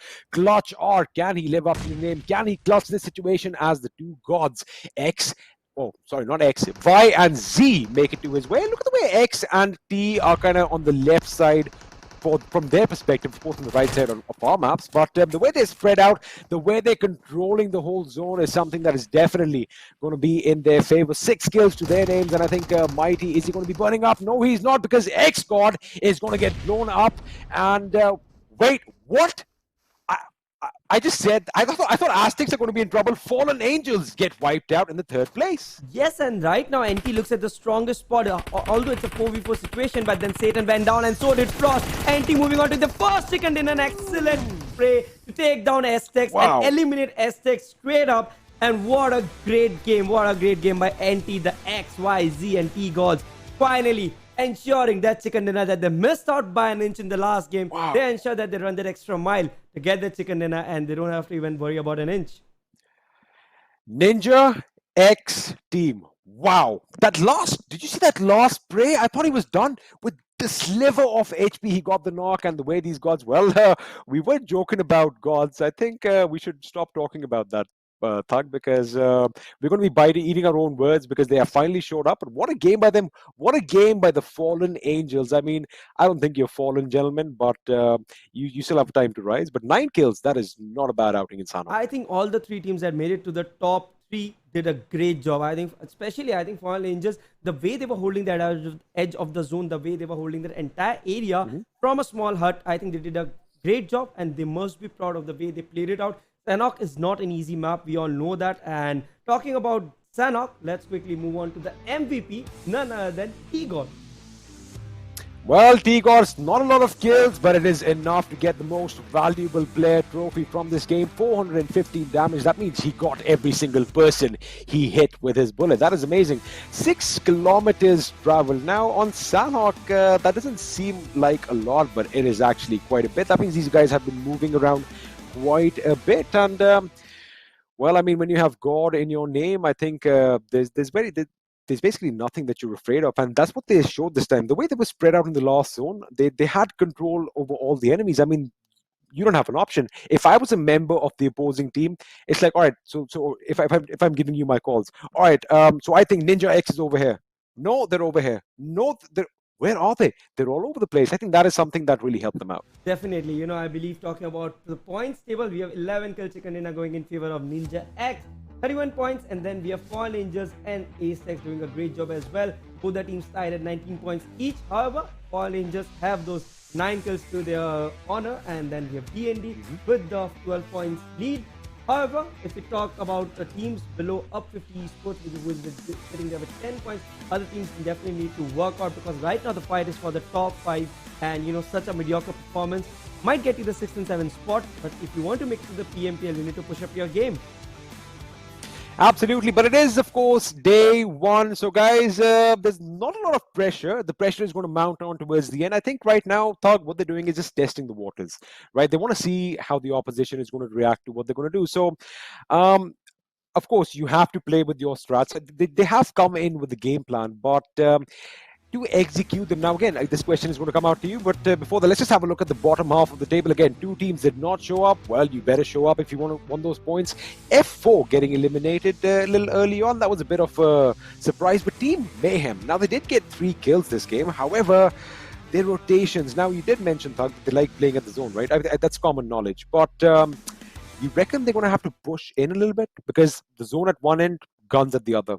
Yeah, I think Mayhem needs to re-strategize their approach towards this entire event, entire competition, because this worked really well for them when they had when they were fighting the domestic circuit, because they had some great assaulters in their team in the name of Belief, who recently joined Mega. We know Belief from excellent stellar show that they put up in PMIS. But right now, what I feel, MYM lacks that gunpowder that was present with them in PMIS, because in this event, they are unable to get those breakthroughs, they are unable to exploit those vulnerable points in the zone, inside the edge of the zone. When you sit at the edge, you need to ensure that you have that capacity that you can take a 4-on-4 fight with the pressure of the zone. The blue zone is chasing you. You need to ensure that you are moving in. You have that reflexes where you sit, crouch, shoot, take the player down, and then you move again. Because right now, what MYM is struggling is they have the zone coming in. They are taking the zone damage. That way, at the later half of the game, with the 4th and 5th circle, have a very amplified damage. And then also at the same time, they are unable to get those knocks. Rather, they are getting knocked in return, and that's spoiling the entire show for them.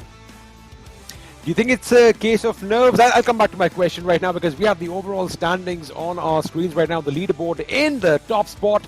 NINJAX have overtaken XSpark, 49 compared to 43. Ooh, that's a difference of 6 points. And, well, I think we're going to see, this is the first 2 games, we're going to see a lot of changes on this table. But AZTECS in 3rd with 27, FALLENangelz in 4th with 24, MCOPS, who have kind of surprised us. They've actually impressed me, to be honest, with 21 points, while Team F4 sliding down to the 6th position. And again, Thug, it is just game 2, so, you know, a lot of things are going to change. But anything standing out for you in the second half? I think, you know, talking about the second half, I think MYM sitting there at the 13th spot is definitely a reason of concern. However, apart from that, there are a lot of other teams that are new names, so we need to wait for a couple of more games before we actually figure out which of these teams have the capacity to make it to the top, and which of these teams are actually skilled enough to fight in the prestigious PMPL. Because right now, the crew challenge got them here, but here on, the journey is going to be a difficult one, because you're gonna fight out among the best, and the level of skill set, the benchmark that the teams have set, teams like NINJAX and XSpark have said, I think this team need to work really harder. Thug, I'm sure you're going to agree with this. We're passionate about PUBG Mobile, right? Right. Whether we play it, whether we talk about it, whether we cast over here. Now, the thing is, MYM is a known team, and we are going to talk about them quite a bit. You think that's going to be adding a lot of pressure to them, though? You Um, think mentally, I think are they? when Are you they? represent a big name, there's always a added pressure that you have when you enter such a big tournament. And same goes for teams like XSpark. XSpark, however, it could be a new name, but everyone knows that it's XSpark that's being run by Scout, and then you have such a big name as a leader, and then you're such big players. You've represented bigger organizations in the past. So you need to ensure you put up your best show. I believe that's always a pressure. Talking about things external effects, the things external things that elements that affect your performance. I think the name that you carry, the name that you represent, always adds to the pressure that you already have when you're playing such a intense game. You know what they said in Spider-Man, right? With great power comes Greater great responsibility. responsibility. And I think all these players are, they are responsible. They know what they are doing, and they have to work towards that. And again, it's just day one, ladies and gentlemen. This is just 2 games. We have 2 more games in store for you, but 2 weeks of non-stop PUBG Mobile action in the PMCO India 2020. Oh my goodness, it's a dream. Despite the fact of whatever's happened in 2020, it's a good time right now to be alive, because we have so much going on, and the fact that PUBG Mobile is doing this for all the people sitting at home, I think you are not going to miss out on entertainment at all. Definitely, the way PUBG Mobile has set up a platform giving everyone who's passionate about gaming, a chance to go ahead and fight it out. But yes, XP will continue our conversation. We can hop in for a quick break before we join in for Game 3.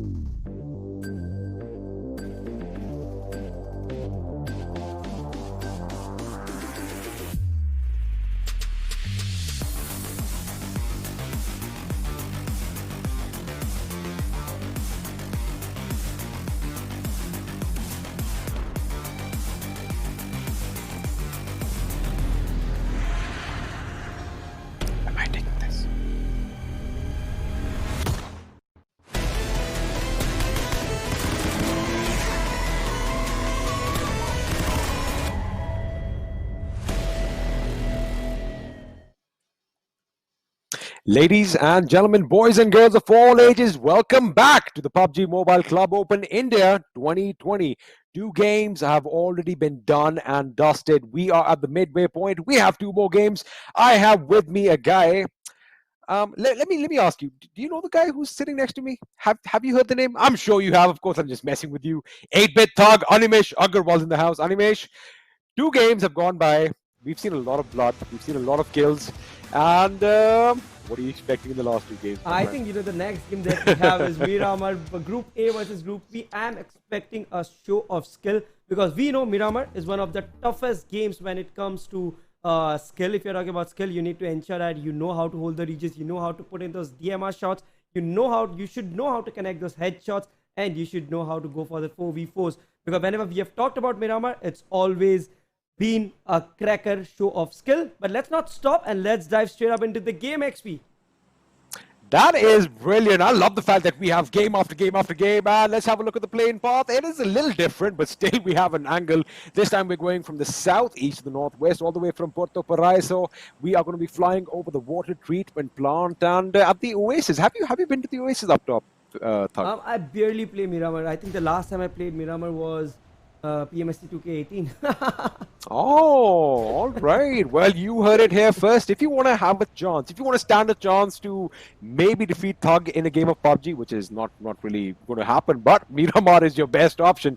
But have a look at all the teams dropping out. I think we might have a team actually heading to Puerto Paraiso right now. AZTECS looks like they are dropping straight down, while Haters Esports are heading towards Impala. All right.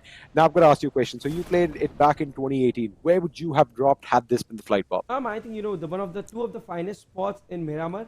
One is Hacienda, which involves which might be a hotspot, but then generally what I've seen that it's easier to take a 4v4 fight in Hacienda. Then the next place that I'm going to talk about is Picado. Picado becomes very difficult, very technical when you have a team, another team dropping at the same time alongside you. Right now, we see a 4v4 situation between team number 7 and 8. From my understanding, we have F4 in front of us, and then team 8 is MYM. MYM again going for a hot drop. I think MYM needs to go back, do some homework, and need to ensure that they know these spots carefully. They need to study, they need to ensure that they avoid these spots and don't go for that early casualties. Yes, sir. And Los Leones seems like we have a lot of teams in that area. Just have a look at that cluster on the bottom half of the circle. And of course, the circle, a little bit of water in play. I wonder if we're going to have a final water circle. We still have a chance. We still have a chance. Let's see. But a lot of people in Los Leones, and we're going to see some urban warfare. Ignite, on the other hand, is going to be lighting up Mamu from UP50 in Picado. Now, UP50 is in trouble because Zark is right next to him as well. And, well, Ignite... I think he's ignited a spark over here. And look at this. Zark has a machete out and he wants to go in for the kill. Yeah, Zark going on pretty aggressive. Like, he has lost it, and it's not about just gun game aggression. That was scary. That was scary. The way he was moving the machete. Nevertheless, we have MYM versus F4. MYM Manav. Tenet Manav still seems to be at a tight spot. He's surrounded by F4 on all his sides. Practically, he cannot. There's no way he can step out of that house until unless his teammates help him by taking a knock at the opponents. Right now, in your dream, Hurt, Tiger, and Slinger, they're doing a pretty good job in trying to hold MYM. 4v4 situation happening right in front of us. But let's see which of the 2 teams come out victorious, because the first team that gets eliminated in this fight, the team that gets eliminated in this fight, goes out of the game at the 16th spot. And that is, of course, not a position you want to be in. But I think Manav just has an idea that Tiger is nearby. Meanwhile, Hart was in a good position for a flank. Let's see if that is going to formulate to anything, because Cloak and the other boys are now moving in for the kill. I think they're getting ready right now. Immortal has an angle on Tiger as well. Not just an angle, he has an idea of where the enemy is. So Hart and Slinger are now... Ooh, I think he just saw him. Oh, he definitely saw him right now. I think that information is going to be relayed out, that there is someone in your building. You better be careful. But again, it kind of seems like Hart is oblivious to the fact that he has a person above him. Nobody's going for the stairs right now. Yeah, this is something he needs to be careful about. He does not really know that there's a player at the top floor in the same building that he is at right now. And I think Manav is also closing in. So we have a good position coming in. But then the scene changes and MCYS Ignite takes off UP50 Sarkar.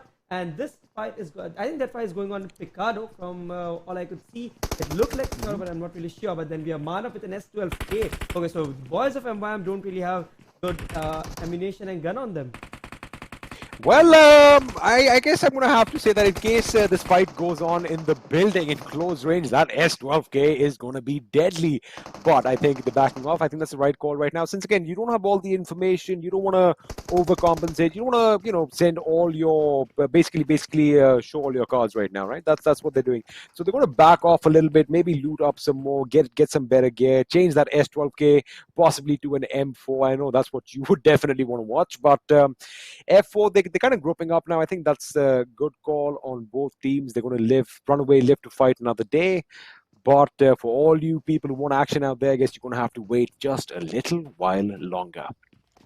Yes, and let's just wait and see how this fight unfolds, because we still have time. I think F4 decided to back off, which is a wise idea. But then the way MYM held on to their positions, and I think, it was a very tactical decision on the part of both the teams. How MYM decided to just hold on and ensure that F4 backs off, because if you see, it could have gone either ways, and none of the teams would want to fight it out when they know that the game still has 20 odd minutes left in it. Of course, I mean, nobody wants to get eliminated in the first position. That is not just a big blow on the leaderboard, but mentally it can be quite detrimental as well. So MYM especially, Thug, since they haven't really had good games in the last, in Erangel and in Sanhok, this game, they definitely need not only a good position, but they actually need kills to, build that confidence back up again. Because we know what they are capable of. I mean, I'm pretty sure all the people watching right now also, they don't have a doubt at what, Trulok and the boys are capable of, but it's just about, I think everything has to set right. I think once mentally you are confident, it shows in your game. Right, and let's just watch and see how it unfolds, because right now we are MCYS Rambo Dark Net. Yes, it was Picado, and then like I mentioned, it's very difficult to fight it out in Picado, but kudos to MCYS for taking those 2 kills, and now they are moving in towards the L-shaped buildings, and they want to ensure that they end up taking the kills of Eddie and KSR as well. Both the teams holding the edges of the L-shaped building. We have Team MCYS trying to push in, while UP50 would just want to hold. They don't have good equipment on them. They're still with the level 1 vest, so it might be a difficult fight to enter into. I mean, this motel is going to see a lot of bloodshed right now. Not the best places to be. I'm glad I don't have a room in one of in this motel right now. But I think Ignite is on the roof. They do know where the enemy is, of course. But can Addy and KSR survive this thing? Let's have a look, because Ignite is going in. I think he's just going to jump. Ignite is on fire, quite literally, because he has the only 2 kills for his team right now. But it looks like they are going to be going in.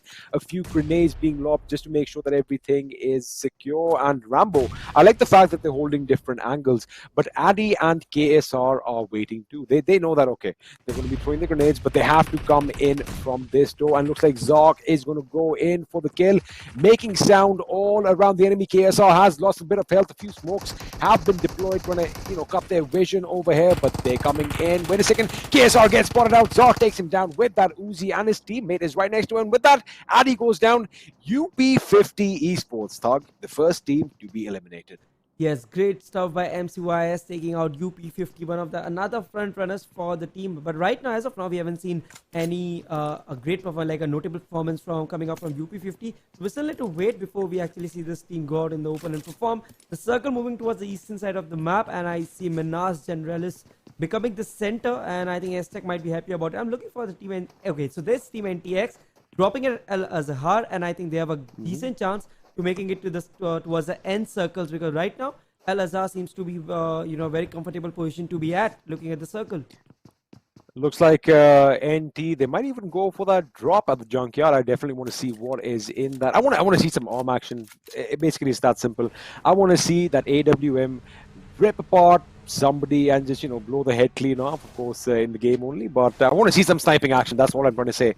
So come on, guys, let's see some board action. Meanwhile, Slinger, Hart, F4 over here, they backed off earlier, if you remember, but they are in a good position right now. Have a look at MCOPS. They are still in El Pozo, way out in the blue. Of course, it's the first zone. Not a lot of damage to be taken right now, so I mean, I think it's still a good position. But that's an interesting strategy that I've seen, Thug. You know, I mean, I've seen, especially in the World League as well, that if, there are a few teams, you know, they decided that, especially in Miramar, they'll stay out in the blue the first couple of circles, you know, see how the teams rotate, and then they come in. What are your thoughts on that strategy? I guess, you know, if you talk about that particular approach, I think it works for a lot of teams. But then, you know, these are new teams. We'll have to wait, watch, and see how these teams actually go about it. And right now, I see a F4 Slinger taking some shots, and he might just go down. With Slinger at 20 HP, and F3 players, so F4 taking a peek at a straight line. That's a bit of an amateur move. They need to ensure that, you know, they don't come in a singles. And that was pretty funny. They were No! 420 OP manages to knock himself out with his own vehicle. That is going to be a big, big blow. And Slinger, who slung himself early to safety, has gone down. Sidhu gets a knock, and he wants to go for that finish, timing that grenade to perfection. He wants that kill right now. And ooh, that bounced the wrong way. That bounced the wrong way, but Shadow and his teammates are moving in right now. Slinger has no hopes unless Tiger, In Your Dream, and Heart can put up one heck of a show. But Slinger does finally succumb to his injuries, courtesy of Sidhu's weapon. Helper coming in to help his team, and In Your Dream, Heart, and Tiger, they're on the back foot now. I think In Your Dream is actually in a good position. He might get a knock on Helper if he spots him out, and they're backing out right now. But they don't have anywhere to go. It's open fields back there. They have to take this fight out. Yes, and you know, if you talk about the way TXO is approaching the fight, they're going straight up on In Your Dreams, and I think that's how F4 might just get eliminated, because there's only Tiger standing. Hurt has already been knocked out. 4 players on Team X are moving into Tiger, and they're just gonna take him off. I think Tiger is prone right now, but then that was an easy wipe for Divine, and Divine takes out F4, the team to get eliminated, the 15th spot, and F4 taking in and TXO taking those early 4 kills. It might help them in the later game. Well, with a name like In Your Dream, I guess he can do that right now since he's eliminated from the game. Maybe you know, close his eyes a bit, get some shot-eye, dream about winning. It might just work. You never know, guys. It might just work. You know what they say, dream big, right? So maybe they need to dream to win the last game, and if it works, it works. But anyway, the Grotza is going to be dropping down in the second airdrop of the day. But what? Oh my goodness, did you just see what I just saw right now? Zark knocked himself out with his vehicle. That happens a lot in Miramar, doesn't it? Did he just get his buggy stuck? I think he just got his buggy stuck. Yeah, looks like it. Or it could have been, you know, he might have been low on no buggies there. I think he just banged his car straight up to the wall, because his buggy looks fine, and or it could have been, you know, he just dropped out of a moving car. I'm telling you, Ignite's buggy is stuck. Come on, switch to Ignite. Someone switch to Ignite. He got out of the vehicle. I think, anyway, well, we're talking about Miramar, you know, about vehicles, that you've got to be careful. You've got to make sure that your vehicle comes to a complete standstill before you get out, because I've been knocked out like that a couple of times, I won't lie, and it really stings. Yep, and if you see AZTEC, Team AZTEC, who played really well in the last 2 games, just need to ensure that they continue doing the same. Right now, they have Team H in front of them. They are holding near Minas Generalis, and I think the position that they have looks pretty good. The circle, but I was just at the map. I just had a quick look at the map, and I saw majority of the teams holding the southern part. I don't know what the switch exactly happened, but looks like it just went towards the northwestern part. And if that happened, a lot of teams might have to just rotate, and we might get to see some action soon, because we always know Miramar is a slow-paced game. You might get to see some early drop fights, but until the end circle, I think unless we hit the 4th circle, the game really moves pretty slow. Well, you know, comparatively, we've been saying this quite a lot, that, you know, these teams are relatively new. They have been playing with some gusto, because they aren't really shying away from fights. You know, win, draw, or lose, they are comfortable in tight situations. And I think that is something that, you know, we were talking about, the meta of how PUBG Mobile has changed over the last year and a half, especially in India. I mean, you know, coming from it was a lot defensive earlier on. Right now, we are focusing on the offense, and it's actually paying off. But on our screen right now, HE trying to get some shots off and overhead. Dark is going to try and, Fallen Bloodfire gets a knock on him instead. I thought he was going to get it, but Dark has gone down, and that's going to put some weight on his teammates' shoulders. Right, and if we see FALLENangelz, they are not going down so easily. They're trying to take out MCYS. Dark has already gone down. Rambo is the next guy. Some good shots into the Bloodfire. But no, Rambo, I think Bloodfire won't be able to take Rambo down. Rambo survives the scare of getting eliminated and just ensures that his team moves another point up into the points table if he manages to hold on for some more time. Right now, 14 minutes into the game, we still have 14 teams, 54 players. Graveyard has almost moved out of the zone, and zone started coming in. The blue zone is shrinking, and I believe that all the teams more or less could be inside the circle already, because the last time we saw, and yes, talking about the circle, okay, did not shift northwest, it just felt cause I could just see one part of the circle, but right now the zone has stayed towards the southern part, so pretty easy for all the teams, and teams like FINTOX, Indians, DND, they might be pretty happy about it.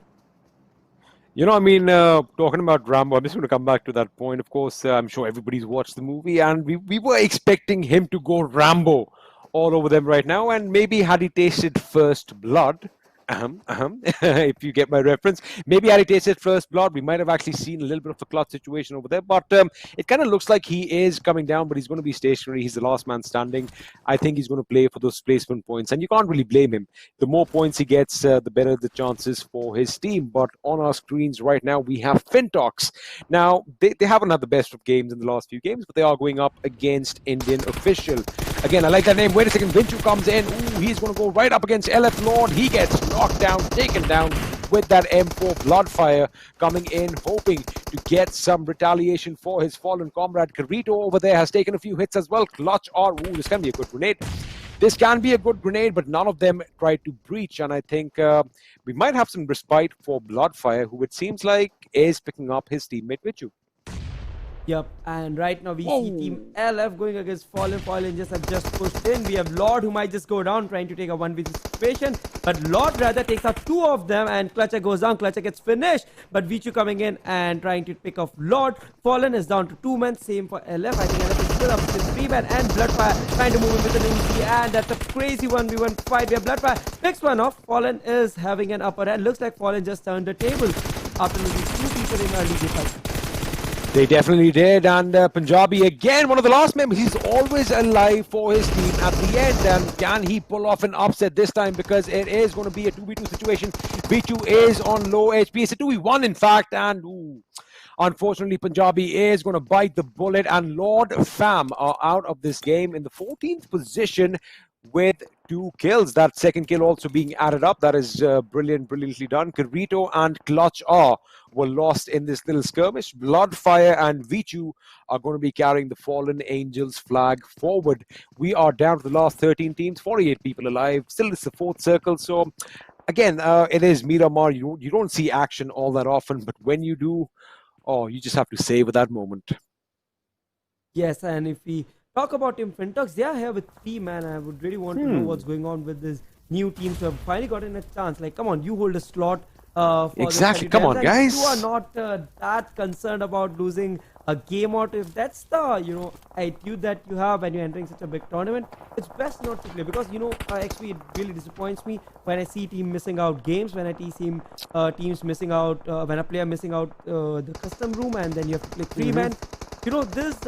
This won't take you anywhere. If you're wanting to become the next, make the best of the opportunities that you are given. But we'll come back to that in a second, because I think we might have a fight breakout over here between Team INGL, who call themselves the MVPs, up against Haters Esports, which have a little bit of a kill to survive ring to it. But I'm still intrigued by that name, Haters Esports. I'm going to ask them.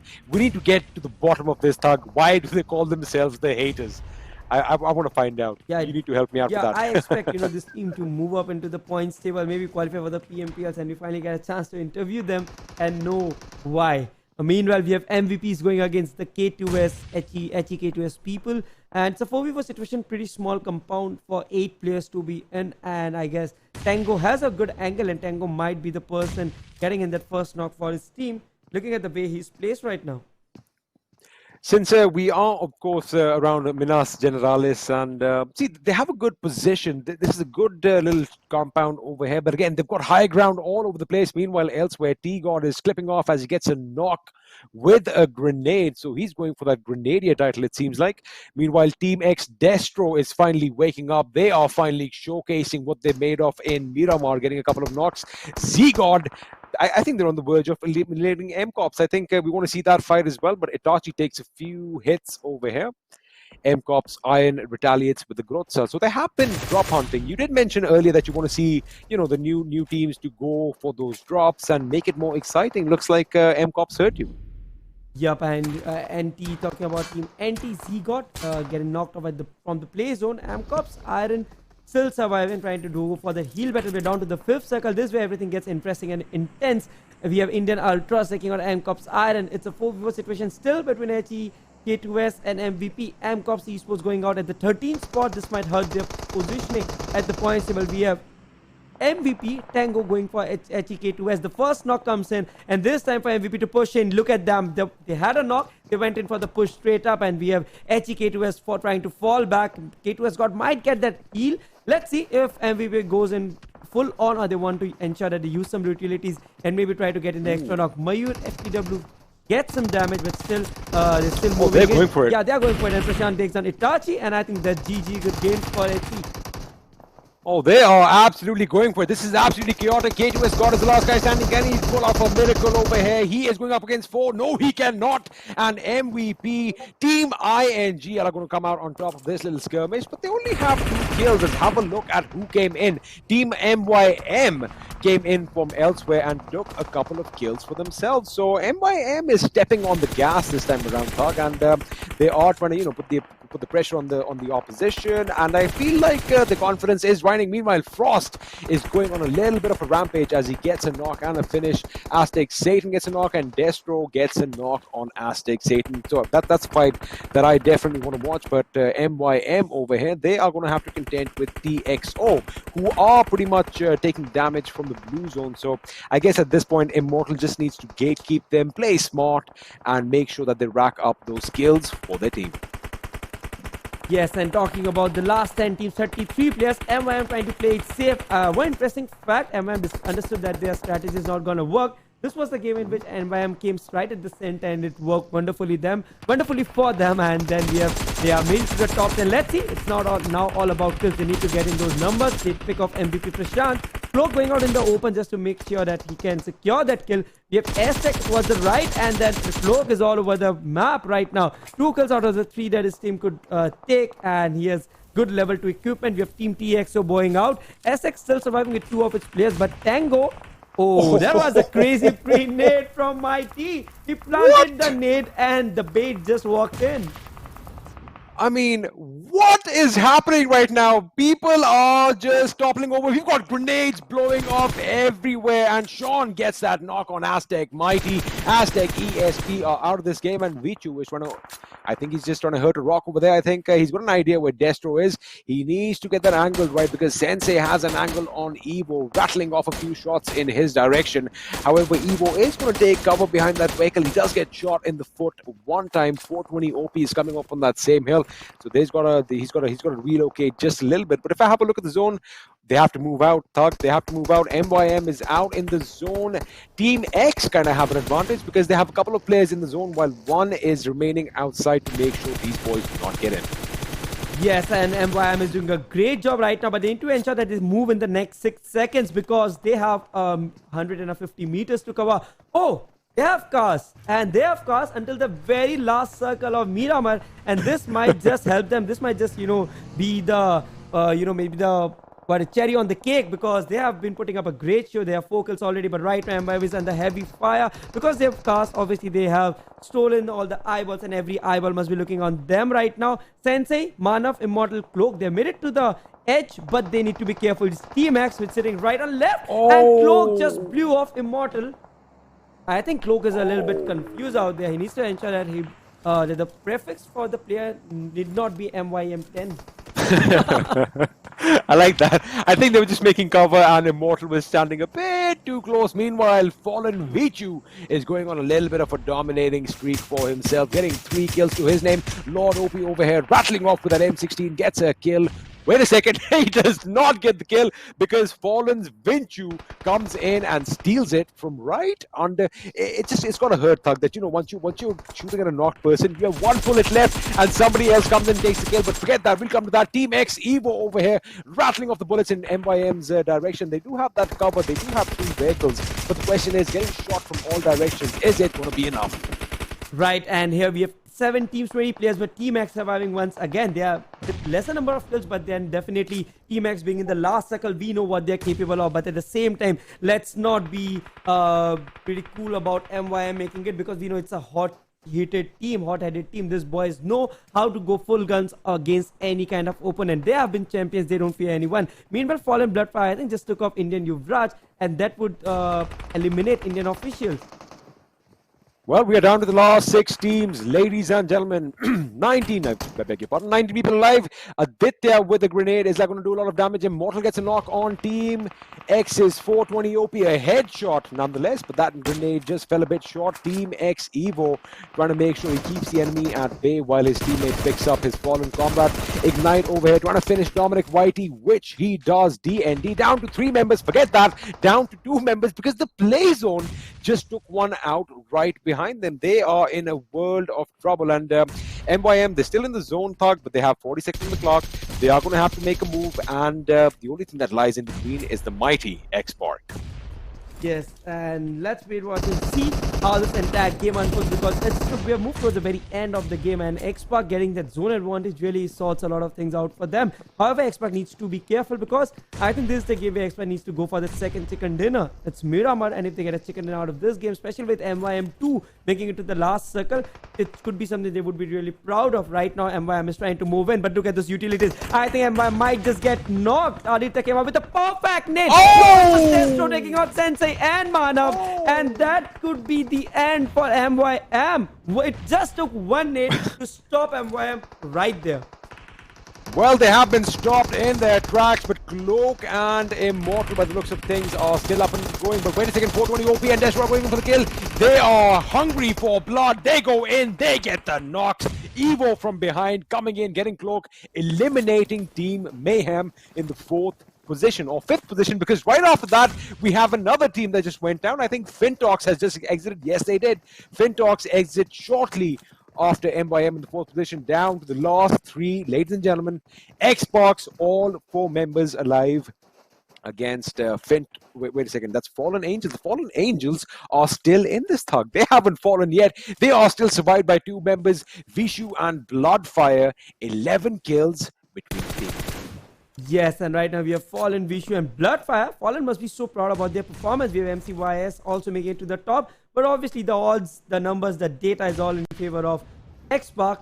And they have a 57.14 performance percentage of chance of winning it. Let's see a 4v2v1 situation. I don't see any other team winning it unless Team XSpark goofs up something, or if Fallen comes up with an amazing performance that we might talk about in the coming months. Because right now, if you are picking off a 2v1 situation against XSpark, you have to have it in you. But let's see, XSpark playing it slow, keeping it low. They want to ensure that they don't make any mistake. Right now, I'm pretty sure XSpark does not really know that it's a 4v2v1 rather than a 4v3 situation, and that's why they're playing it pretty safe.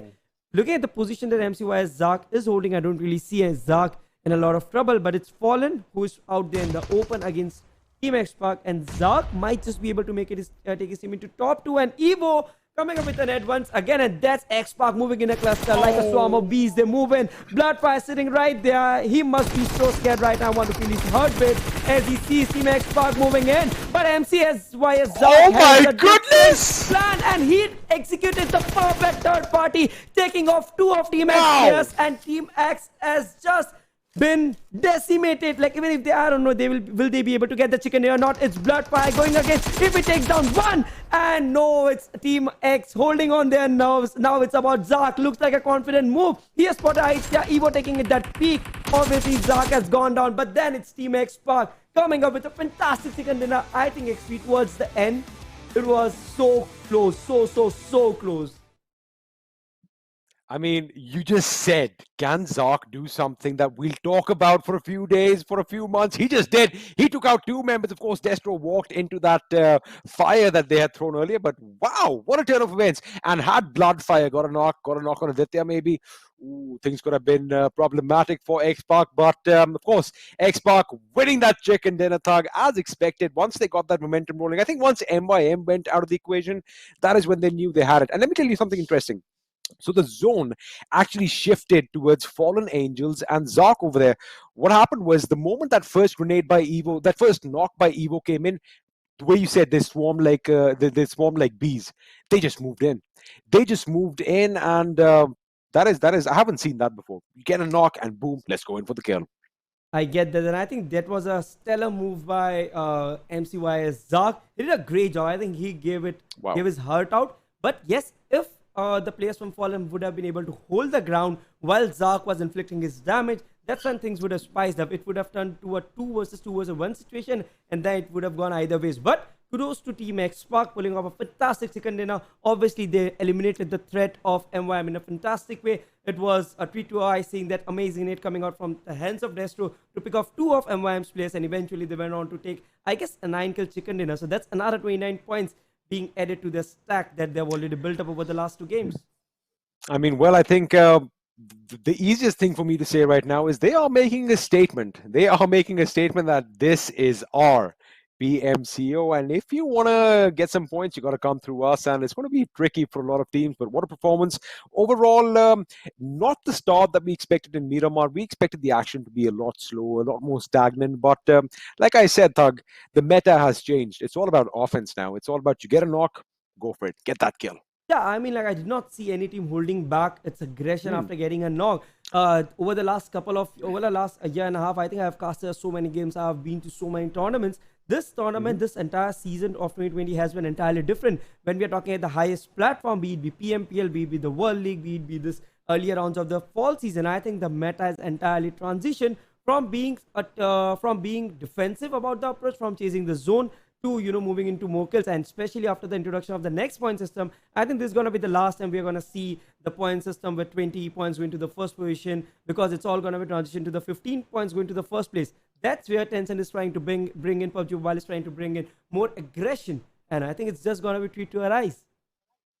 You just said it, a treat for a rise, of course. That is the kind of, action and entertainment that we want to watch. We want to see people getting blown apart. We want to see them getting run over by vehicles. We want to see those long-distance sniper headshots. And, well, it is all coming together. But what a game in Miramar. And again, a lot of things that we saw. Of course, we're going to have the stats on our screens right now. The standings after the third match. XSpark right on top, taking that chicken dinner again, 28 points. Then in MCYS doing a good job this time around with 23. FALLENangelz, 12 kills, the highest of the game in third. Team Mayhem, Thug, have done considerably well over the last 2 games, finishing in 4th position. Yeah, I think Team Mayhem did a good job, but they have to do it better because we have more 16 teams waiting to go ham on their point standings tomorrow onwards, so they need to ensure that they have the best possible rankings that they can against this underdog teams who made it to the top 32. Right now, looking at the second half of the table, definitely concerned about the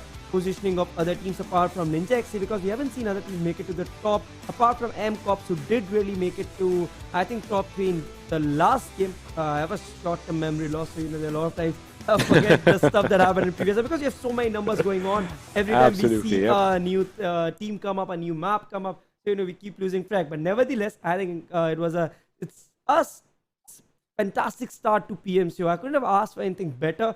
I believe that we have seen a lot of talent sitting right there and sitting at their homes, who are just wanting to burst out open and show the world what they can do, show the Indian fans, Indian audience, the massive Indian audience that we address to, that we cater to, see what they have in them. Talking about talent, talking about the massive Indian audience, I want to ask you guys watching at home a question. Of course, a lot of new names, a lot of new faces over here, but is there someone you are rooting for? Why don't you let us know in the comment section right now who you're supporting? Because, it's all about community. It is the Indian gaming community after all, and if one succeeds, we all succeed. Let us know. I'm pretty sure, Thug, you also want to know who the most popular new team is right now. If you want to make sure that me and XP especially know about you, you could tag us on our Insta handles. We have our Insta handles right below our name. If you can see at the @B_Thug and @the_experiment with a 1. Don't forget about it. But yes, let's quickly hop into the points table, XP, and then we have the overall point You standings. you stole my line. You are brilliant. You stole my line. But yes, XSpark right on top with a 20-point lead over NINJAX. 71 points to their names. 30 coming from kills. NINJAX in second with 51. FALLENangelz, they are climbing up 46 points. Their names AZTECS and MCYS are going to be staying in the fourth and fifth with 36 and 27. MCOPS, as you mentioned, Thug. They have fallen a couple of positions, but it's all right. It's just 3 games. We are definitely going to see a lot more from them. Team F4 in 7th and DND in 8th with 21 each. Yes, the best part about the point standing is that the teams below the 5th spot, I think the 7th spot, are pretty much close to each other. They all fall in the 15 plus and the 20s range. But looking at the lead that the top 3 teams have made, especially talking about the XSpark 3 games, they have 71 points, averaging more than 223.7. I think they are doing a great job. That is crazy. That is crazy. Do you think they can beat? Imagine, Thug, if they beat 100. Imagine if in the next game they win the chicken dinner with 29 points, because that's all they need. They are going to be smashing records, because we have seen 100 points on the first day, but we had 5 or 6 games. Right. This is just 4 games. If they do that, I mean, like, well, averaging 20 plus is always something that, teams dream of. Like, I think 20, even if you hit that 20 mark, you will generally find a team sitting on top or maybe the second spot, because the 20 on an average is a big task to pull off. You need to be so consistent. You need to ensure a balance of the placement points, the kill points. So I believe that it changes the entire thing. And right now, obviously, Team XSpark, as we just saw, have been able to do it so perfectionly well. But then that's just 3 games. We still have a long way to go. Again, it's months and a year of, because of course, these boys, I know these boys, and they played separately, but they played together and they're grinding, and this is what it's culminating to. It's the PMCO India 2020, and we're only going to go on to bigger things from here. One more game, Thug, one more game, and I can't wait. I can't wait. I mean, yes, like the for adrenaline a is kicking in, change, right? I think, I'm enjoying the PMCO, looking at these teams perform, looking at these boys who are so well known to us, perform, and also seeing those underdogs trying to fight it out and come out on top. I think it's a great show. I'm definitely excited for the last map, because it's gonna be the one where I'm gonna put on an extra blazer, and I think might need to turn off the AC. We have the IC map coming up, but before that, let's hop on to a quick vape XP. I think you need time to get on that blazer, and I'll be right back. I got my hot chocolate.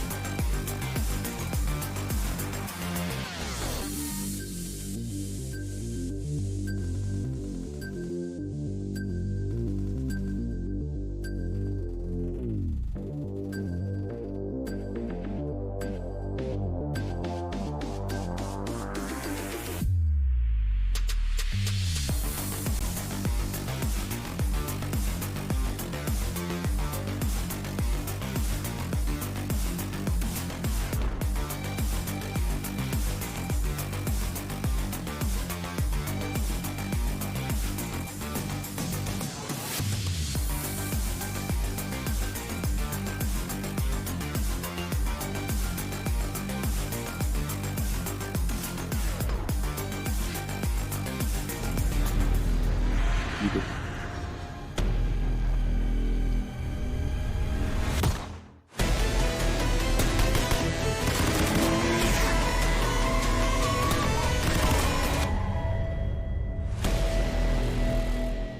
What's up, guys, and welcome back to another game of PUBG Mobile Club Open 2020 Fall Split. This is me, 8-Bit Thug, and I have the man, the myth, the legend with me, Untitled the experiment.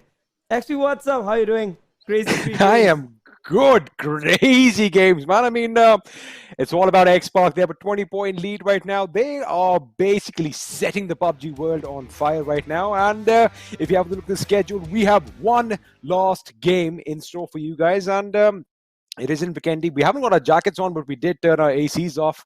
I'm pretty sure it's a lot quieter over here. And I'm glad you guys are back because I was kind of getting bored not talking to anyone. Let's make it more colder for you. You might want to put up the jacket on. Let's quickly hop into the game. The flight is already taken off. Ooh. The flight path is right in front of your eyes. It's going from the castle to the Krichas. And I feel that a lot of teams have taken an early drop. That's quite an early drop, and I like the fact that they are spreading out all over the place. Wait a second, let me just do a quick maths. It seems like Thug, another team, failed to join on time. Now, that is, of course, going to be an issue, and if I'm not... Wait a second, is my maths wrong? If my maths is not wrong, because I believe TXO are nowhere to be seen. No, they are down there. I think it's Ninja. I think my maths are. Ninja X that's missing. Yes, it's Ninja X that's missing. And let's see, it's D&D versus MCOPS going on, but then Ninja's not playing a team that's been a front runner. They're at the second spot. Weird to see them missing out. It is going to be a little difficult seeing them miss out, but what is happening over here? We already have our first knock within seconds. Make that 2 knocks and make that a finish.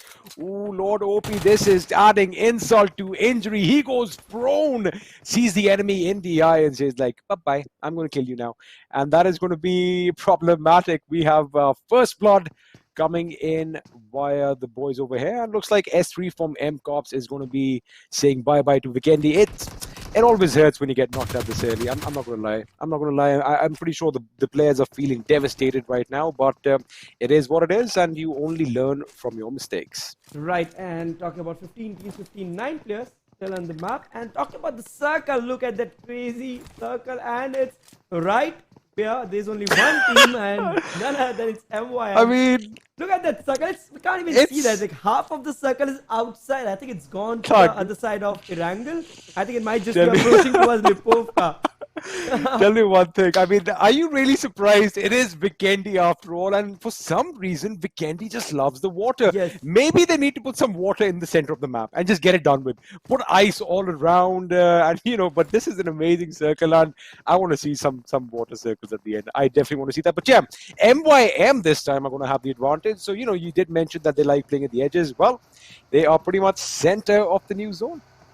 Right, and talking about the other teams, every team needs to go for the rotation. I would love to see, and I'm amazed to see the southern part of the map turning out to be the meta for these 2 groups. There are at least 6 teams holding around, I guess, talking about the southern part. There are at least 6 teams around that. So that's an interesting view. I've generally seen a couple of teams do go there, but then it's nice to see that so many teams are prioritizing the southern part of Vikendi as their, preferable drop spot. But things will have to change after day 1 when they realize that there have been so many teams taking a drop over that side. And here we have team F4, Saksham, Hertzlinger in your dream. I think they just made a switch because I think Saksham is the first game that we are seeing Saksham play in, and then we have Echi going for this early rotation. Now that is something, that's an interesting point that you actually mentioned, and I'm not sure if all our viewers know this. The best thing about the PMCO 2020 is that you could register with up to 6 players. Now, that means there's going to be a lot of versatility in your gameplay, and of course, gone are the days of just having a substitute, right, Thug? It's all about how you want to approach a particular game. Some games you might want to be defensive, for which persons A, B, and C might be the best options. Some games you want to go all out aggressive. For that, D, E, F come in. You know what I mean? So I think the fact that we have 6 players right now and we can switch it up, depending on form and what you want out of the game, really adds to the spice. Yes, and let's wait, watch and see LF, Mamba, Hotshot, Lord, Kiru. Looking at the 4 players, the way they have been playing. I think LF hasn't been putting up a bad show. The way they have been playing, these boys have it in them. It could be a couple of days before we actually see these guys come out on top. and we get to see that they put up a sell-off show. But right now we have UP Eddie taking out HEK2S it's what gets weird for me as a caster when I see these teams which have an entirely new name and I haven't heard about them. It's so difficult to put on a smooth flow when you're taking those names. Then you have to go for it. Okay, Lord. So I remember this thing happened during the PMCO. There was one team, I think it was Team Blind, who had their name first and then the team name. So it used to be. Oh yeah. Yeah. Yep. So it used to be Psycho. I think it was Blind, Psycho Blind, and then I was like, dude, please.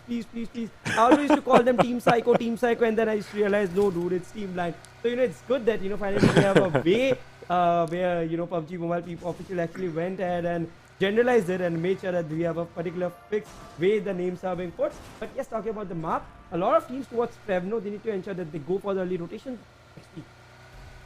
I mean, it's all about uniformity at the end of the day. Of course, it was confusing. It was blind. I know exactly what you're talking about. But, well, it looks like in the zone right now, MYM are not the only team because we have a couple more. Make that 3 more who are coming in right now. Team F4, Fallen A. I just love that name. I don't know why. I'm really intrigued by the Fallen Angels because they are angels, but they have fallen, so they can get up to no good. So, that is like just the perfect amount of good and bad. So, and they've been putting up quite a good show. So, I like the fact that these guys are bringing something new to the table, and of course Indian official over here, they really haven't clicked off as yet, but again, it is only day 1, guys, so don't worry about it. If your team isn't performing the way you want them to right now, chill out, have no fear, because we still have 13 more days of action to go and anything can happen. Meanwhile, the AZTECS, these guys might be extinct in the world right now, but they are definitely alive and kicking in PUBG Mobile, and looks like they are out for a long drive on the snow-capped mountains. Right, and we have AZTEC, Dark Lord, Pradhan, Mighty and Satan. If we see, I don't think they haven't made any changes yet. They're still playing with the same playing foe they started their day with. Right now they have Team X right in front of them. AZTEC might want to target Team X because Team X are the first and the front runners right now, 71 points in 3 games. Let's see how Team X approaches it, because I think they've gone towards CORVUS, and it's gonna be a little bit of a time before they actually try to. Okay, so they're rotating. They haven't gone to. They did not go to CORVUS. It's just secret tunnel time.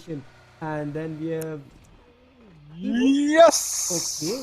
You actually want to go for the cape.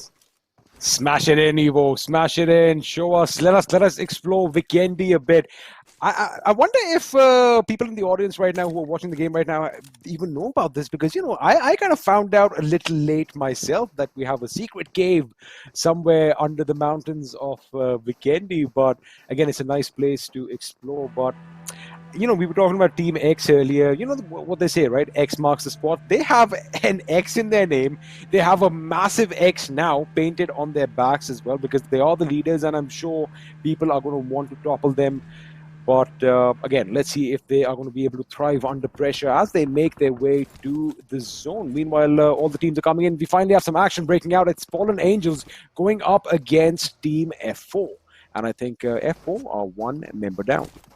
Right, and talking about FALLENangelz, once again going against F4, we have F4 hurt, was trying to hold ground, and then F4 comes to the rescue. The boys don't want their player to go down alone, and they have joined the party. It's a 4v3 situation. Teams went out early, but then Carry2 just changed their plans and spoiled their party. Saksham going down straight up. It's a 4v2 situation. Let's see M4. Let's see F4 can put up a fight. But no, that was a very amateur move coming out without doing the footsteps, and it all comes down to the on the hands of Hurt, which I don't believe that can make a impact. Are you kidding me? Okay, I just bit my tongue expecting that, I said something I shouldn't have, but then, for God's grace, sad for that, Saksham actually went down.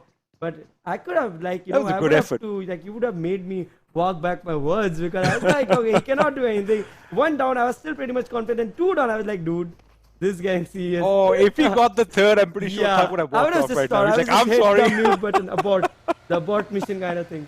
Nevertheless, well, I guess I can say that they won you 50% over. Let me say that. Definitely. That is brilliant. But unfortunately, they are going to be exiting in the 15th position. A valiant effort by F4 Heart over there. He does have heart. But Aztec Pradhan over here looting. And, ooh, I love his weapons right now. He has the AUG and, is that the AUG or the Grotza? He has both weapons. He has the Grotza, he has the M24, and he can go close range, he can go long range. It doesn't matter. It doesn't matter. He can do it all. But let's see what he is going to be showcasing for us right now. His vehicle a little bit in the water, but that's all right because they are still in the zone. Again, Thug, this is just the first circle that is getting done with, and we already have a team elimination. So Vikendi, we see a lot of action early on while Nick is trying to get a knock on the mighty Aztecs. Yes, and then, just as I say that, Indian comes in and boom, out goes Satan. And here we see Indian Yuvraj Nick Eltros, the Indian official taking down AZTECS Satan. Interesting name, Indian official, like, setting the dominance of being an Indian team. I think IND officials might, if this team makes it to the PMPL, I would love to see IND raising and, Kratos coming in and saying, hey dude, we were there first.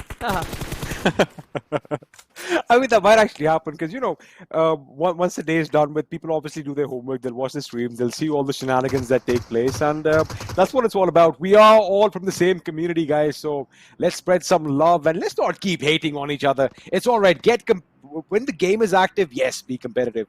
But after that, we're all just one people. But anyway, we are coming back to the action over here. And Indian official, they seem like they're in a good position, especially since they have a control of this compound over here. The Aztecs have lost one member, so they're going to be backing off ever so slightly. But I do believe we have another team closing in, which can be problematic for Indian official later on. But FALLENangelz coming in from behind as well. So again, a lot of people all around, and FALLENangelz, again, they are all 4 members alive. Bloodfire, Clutch, and wait a second. I see a little bit of a shift going on right now, and MVP still out in the blue. They are going to make it in, and it looks like they are heading in a collision course with XSpark right above Goroka. Right, and let's see how this entire game unfolds, because we have like a lot of teams flocking the edge of the zone, and this circle is the circle that I have waited for the entire PMWL West, which I was casting. This circle looks the one that could end up in the waters, and this is the one that I've been waiting. And then we have an AWM. So unfair. It's so unfair. I think you need to swim, and no team would want to do that, looking at the fact that there are so less number of teams, that there are so many teams on the grounds, and then we have so much of water occupying the entire zone. I think this circle could be an interesting one, and we might see heavy clashes happening right at the second circle, given the fact that the land component of this entire zone is almost 50 to 51%. That means water does make a lot of component of this entire circle. Meanwhile, talking about Team X 420 OP, trying to pull off a nice R98 shot, but unfortunately it did connect, but then he would want to move on now because that's the edge, and I don't think Team XSpark would really want to play at the edges. The spot that XSpark is in right now is actually really good because it is high up. We have a lot of rocks for cover, and then they all have their individual vehicles which they are moving around.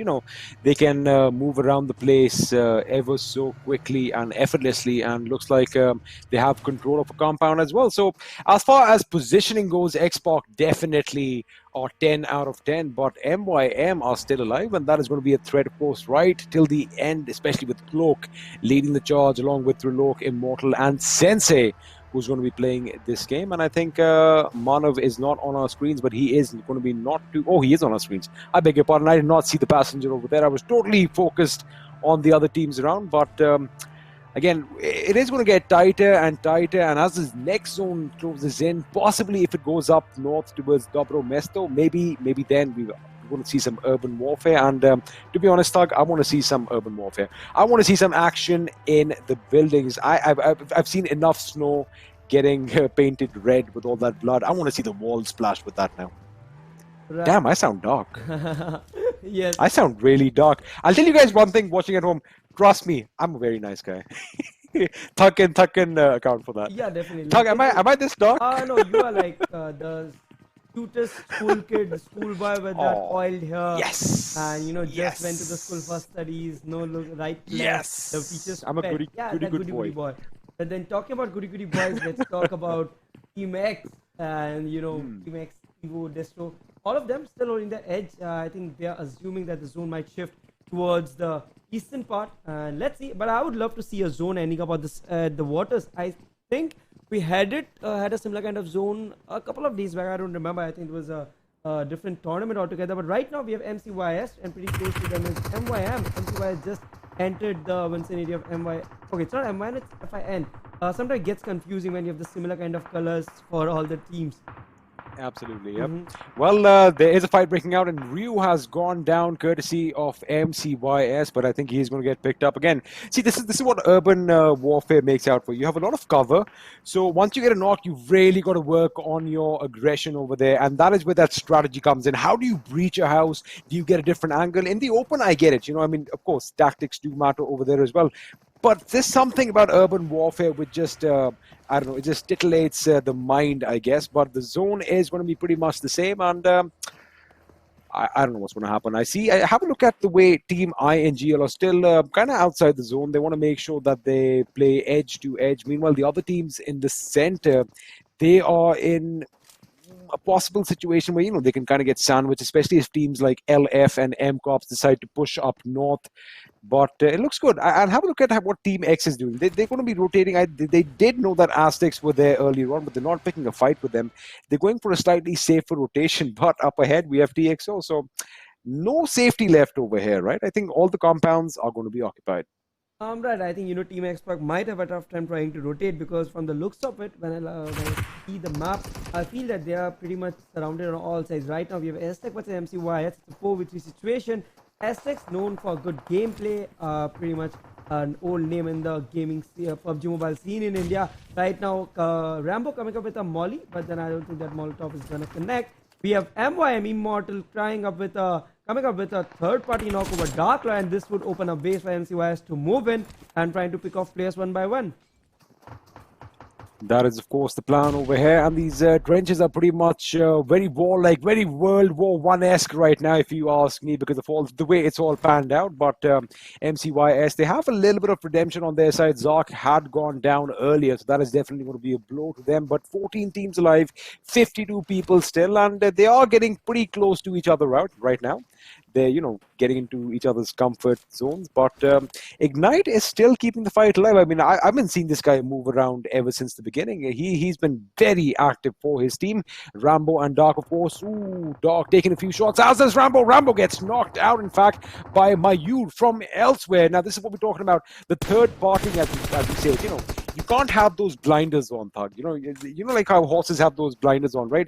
You have to be looking in all directions, because shots are going to be coming at you from every possible which way. Right, and if we talk about MCYS, they're still looking so strong against AZTECS, but AZTECS are having a really tough time. They're getting third party from all around. All the teams are taking shots on AZTECS. We have AZTECS Pradhan sitting right there, and I think it could he could command heavy fire from MVP Spurs Shopi. But as of now, it looks safe. AZTECS would want to continue their rotation. They would actually want to back off, because they had a huge man disadvantage. They're just a two-man team. In fact, they are duo standing right now in a game of squads. Meanwhile, MCYS still trying to hold on to the same spot, because if you look at their position, they're pretty much safe inside the zone. So right now, their only concern is getting those 2 kill points. That is, look, again, it doesn't seem like a lot, right? 2 kill points, but it actually helps a lot, especially, again, like I said, with building momentum, building your confidence, getting your morale up. Every kill counts. So I think they've got to be careful. They've got to make sure that they get as high a position as they can and as many kills as they can as well. But what's going to be interesting to see is where the next zone is going to take us, because have a look at the way the teams are all spread out. Right on the bottom towards the south, you have Lord Fam. Now, these guys are hoping against all odds that the zone comes towards them. And if it does, I'm pretty sure they are going to act quick and try and cover as much ground as they can. But here we have it, ladies and gentlemen. The zone is going to go. Oh! Thug, and I just said something. Yeah. Wow. And I think this just might make the game so interesting. After a completely eastern shift, a shift that was so biased towards the eastern side, so biased towards the land, has finally made a very different shift towards the southern part. I don't know how the teams are going to react to this zone, but I believe that this game is might be one of the best games that we get a chance to cast in the coming months. Because we have seen the first zone being a lot towards the water side, but I haven't seen the fourth circle being so biased towards the water. So I'm definitely excited. Let's see how the zone gods really act, and if they are, if they have mercy on us and no mercy towards the players, because we'll enjoy this. Whether the players fighting out there might be just scratching their brains as to which way they should go. No mercy for the teams is probably what is going to go on in the chat right now. Of course, they want to be entertained, but that face-off is still going on. Meanwhile, over here, MYM are going up against FINTOX. Now, something interesting happened as the map was on our screens. So FINTOX tried to make a southern rotation right to the beach, and ooh, they saw the opposition in front, and they were like, nope. We see a lot of teams. Look at these tread marks. This was pretty much where FINTOX came from. They came down south, took a U-turn, went back into cover, and, well, they now have to contend with MYM. Cloak over here trying to get the enemy knocked out. He does get one. Mamu from UP50 does go down, but he does get taken down by KSR instead. Smoke grenade should be lobbed out for cover for his teammate, and I think... is Immortal going to be in a bit of trouble? No, he does patch himself up. I thought maybe he was going to bleed out. MYM, it could have gone very bad for them right now. They could have lost 2 members, but they are going to get those revives. They are going to be a bit battered, but they're still in a good position if you think about it. But now this is what the thing is. UP50, look at the way they're trying to flank around. And they've got to be content that they've got FINTOX at one end. That is going to be an issue as well. But it looks like Sarkar is picking fights with FINTOX as well. So I think they have a good handle on the situation. Right, and looking at the way MYM is right position right now, I think they could be in a lot of trouble because UP50 might just might just shoot at them from all sides. Like MYM has a very tough spot. They need to move up. They won't be able to do that. UP50 is standing right on top of them, and they are just ready to take a shot at MYM whenever possible. Looking at the circle, it definitely moved more towards the land side, and could be a sigh of relief for a lot of teams out there. Teams might want to move to VR as VR looks unoccupied, but then me and you, we know it. The production team knows it, but the players don't. Oh my goodness, Immortal actually gets that revive on Cloak against all odds. I thought they were done for.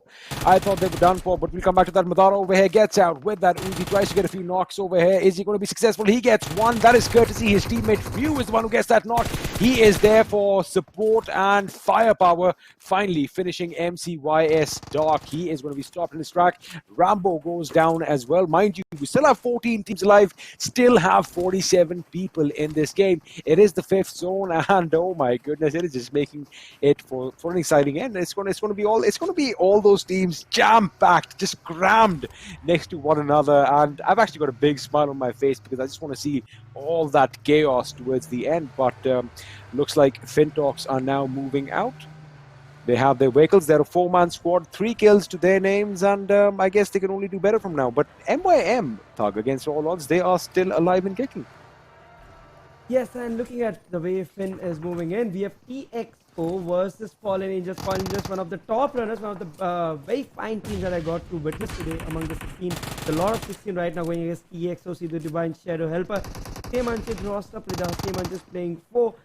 Let's see if TXO if TXO is able to take out FALLENangelz, because FALLENangelz have been a tough competitor for any team in a 4v4 situation. Right now we see UP50 taking out a player from, I think it was Dead End, DND. I'm not really sure because the zone, because the speed is moving super fast, and we have MYM taking off another player. A lot of action happening right away, but in front of our eyes we have Fallen versus TXO. Fallen versus TXO, and they are outside. TXO are in a good spot, but a good grenade and good Molotov can actually be devastating for them. Madara gets a knock on Immortal. Ryu gets a knock elsewhere. They are picking fights with everyone. This is actually pretty interesting right now. Have a look on your bottom right, ladies and gentlemen. FINTOX are going in for the kill against MYM. So we have 2 fights on our screens right now. Clutch, or I think he might be going up against Sidhu right now. They are just testing each other out. They want the other team to make a mistake right now. The way they're playing, it's like a game of catch and wait a second. I just thought I saw something. Now the zone has shifted up north. That means Lord Fam are going to have to get out from their little hovel that they created, that little haven in their compound. But they are going to have to come in and face the music elsewhere. Sensei has gone down to FINTOX, and this fight Come on, guys. We need to see some action. I think Bloodfire is going to go in for a move. They are being very, very careful. And this is patience right now. I haven't seen patience like this in a long, long time. Right, and talking about EXO, Divine, Sidhu, and all the 4 players right now, I think they are, like you mentioned, they are showing absolute patience, and it feels like we're watching a top-rated fight happening between some of like very elite or experienced teams, because this patience shows that these teams want to give their 100% to win it. Right now, we have FIN moving in, and they are trying to pick up players from UP, and UP KSR is the last guest standing, although they have 3 kills. They do have 3 kills. 2 kills come from KSR, I beg your pardon, and he's the last man standing. Got a lot of pressure on his shoulders right now. But I like the way FINTOX have been actually, pressuring all other teams. They haven't been staying dormant. They haven't been sitting back and, just picking a fight with one another. And talking about picking a fight, MYM are finally going to open up on them. They have lost a member. That is going to be devastating because have a look. MYM, against all odds, managed to escape that little hellhole that they had created. And now they are in the zone. So it's going to be problematic for FINTOX to somehow make it to the zone, as they have UP50 right in front of them at one end, MYM at the other. And the fact is, they took the beach, they took the waters, they took the cliff over here, and for some reason, it is uncontested. The only team that I see right now can have an angle on MYM if they keep going their same direction are the boys from Lord Fam. But I think Wait a second. Immortal is taking revenge. He gets Madara, who was running in the open for some reason, oblivious to the fact that the enemy was nearby, and looks like it's a little bit of a case of revenge. Yeah, I think it could be the case right now, but looking at the 3 teams that got eliminated, FINTOX, AZTECS, Team F4, we still have the top runner XSpark sitting right there on top, and then we have FALLENangelz with 4 points as well.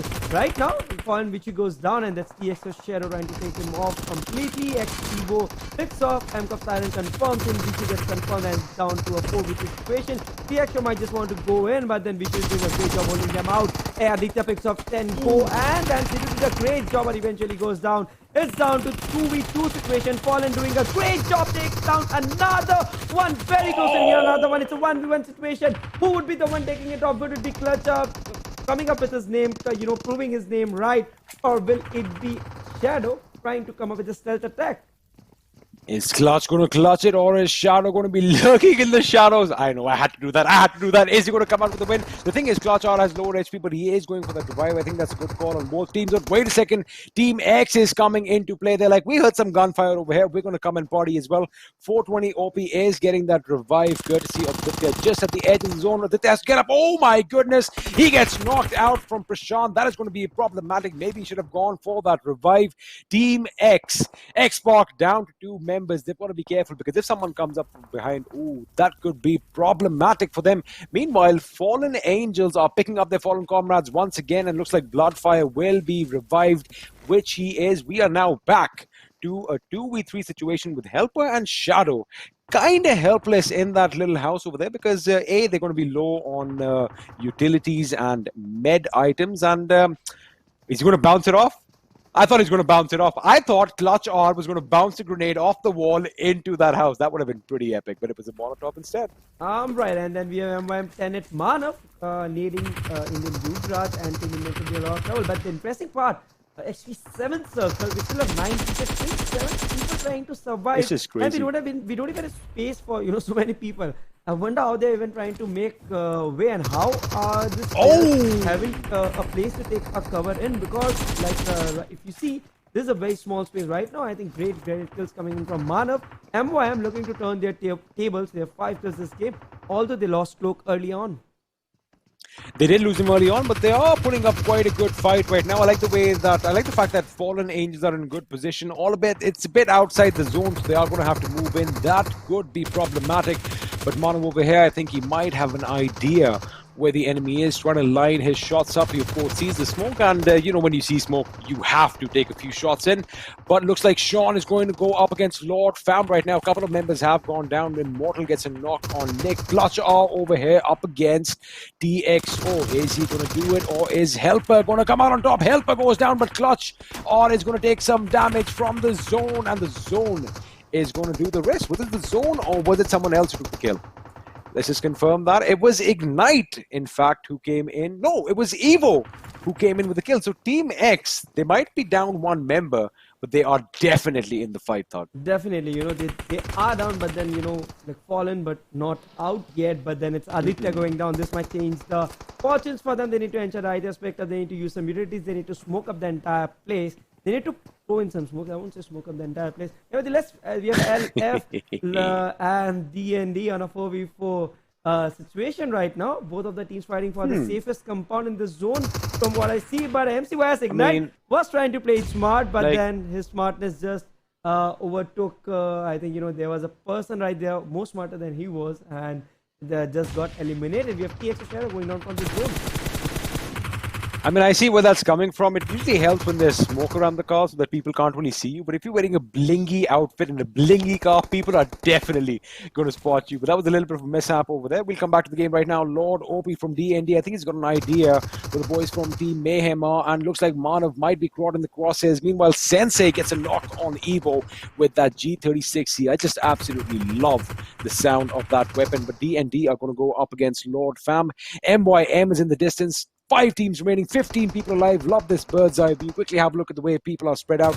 XSpark are still in the game, and the western aspect of the zone is no one's there, all for the taking. So everyone is pretty much in the compounds right now. Wait a second, Sean is going to get hounded right now by the opposition. Oh my goodness, he's going to get out. He does not get out in time. Lord is going to make sure he gets that knock. Meanwhile, Sensei is putting on the hurt from up above, knocking out Mamba. This is a 3-way tie, and they don't even know what's happening. Dominic goes down this time.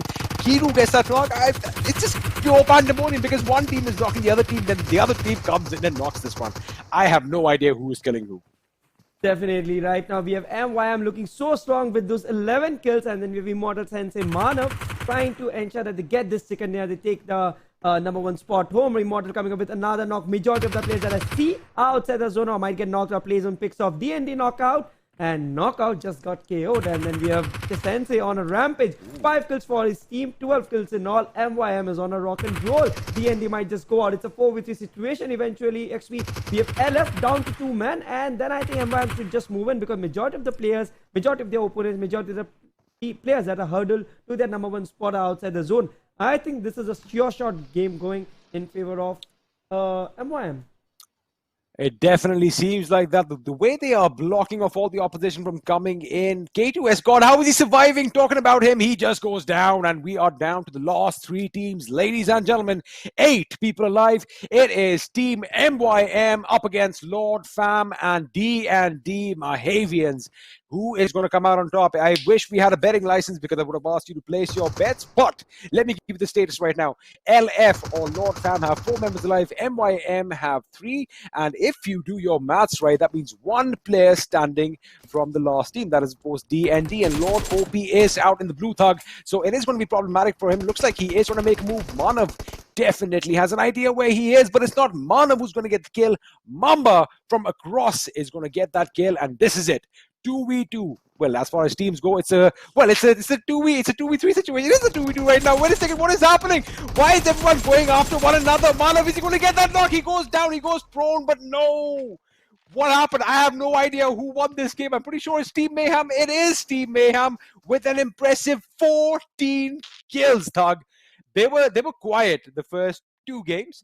Did well in the 3rd one and just obliterated the opposition in game 4. Yes, I think they did a great job, and I think you added to that entire spice to the chicken dinner with MYM came in clutch. I think that 4v3 was an intense one. LF did actually have a lot of advantage. Wow. Disadvantage, I think it was a balanced out that they had 1 player down. They could have healed up and waited for MYM to come in patiently, but then MYM just rushed in, took them by surprise. And MYM eventually getting the chicken dinner in the final game, and it could be a 16. I guess I'm looking at a 16 kill chicken dinner unless the zone played the devil here and took off a lot of them. I think it could be let's go safe. Let's go 14-16. Let's keep your thing in. My thing is, but that was a beautiful game again. As expected from Vikendi, the zone comes and says, "Haha, I'm the MVP," and whoosh, goes in the water. We wanted a water circle at the end, like we did see in the World League when in Erangel we have that little water circle. But it is what it is, and Team MYM finally they are showing up to day one of the PMCO India 2020. They got the chicken dinner, and well. Looks like day two is going to be an amazing affair. Yeah, definitely. I think we had an excellent day one with all the top runners, all the big names proving their worth. Apart, I think AZTECS also is performing decently well. But then things might get interesting from day two, where we'll have the bigger names, LS, Insane, and a lot of other teams, the Reckoning Esports, and a lot of names might be missing some joining in. Let's quickly have a quick glance at the map rankings. Okay, we have the MVP coming in first, and if you look at the MVP, we have Mayhem Immortal, MYM Immortal with the 6 kills, 742 damage. Crazy survival time, obviously, he stood there until the very end. And 6.18 kilometers. Obviously, they had the zone, so MYM did not really have to move much. If you think about it, since we were in the action, it didn't seem like a long match, but it was a long match. 31 minutes for Vikendi is a long match. It went down to the 9th circle XP. I mean, dude, 7th circle, we had 42 people alive. What more can you expect, right? I mean, this is what it's all about. But yes, MYM, Team Mayhem, definitely, finally at the end, coming out on top. Immortal, the MVP, of course, and we will have the game standings before you shortly. But Thug, in the last game, anything that's okay? Now, I was expecting XSpark to be there till the end, but they got clobbered. Yeah, pretty much midway through the game. At the end of the last circle, XSpark was doing a good job, XP, to answer your question. But I don't know where did they actually went wrong. I believe they had a minute moment of split where they got picked up individually, and that's where things went downhill for XSpark. They were to a third party, that one fight that was breaking out between FALLENangelz, and what happened was at that point, I think they positioned themselves in such a way that they were just surrounded by all sides, not with enemies who were taking shots at them initially, but again, once you fire a shot, someone is going to look in your direction. Someone did, and well, they got the kills, and out went XSpark. But again, it isn't really going to hurt them on the overall standings because, mind you, they did have a 20-point lead going into this game. And, well, from this game, Team Mayhem is going to walk off with the chicken dinner. 14 kills, 34 points, Thug. Yes, 34 points. That's going to push them to the top.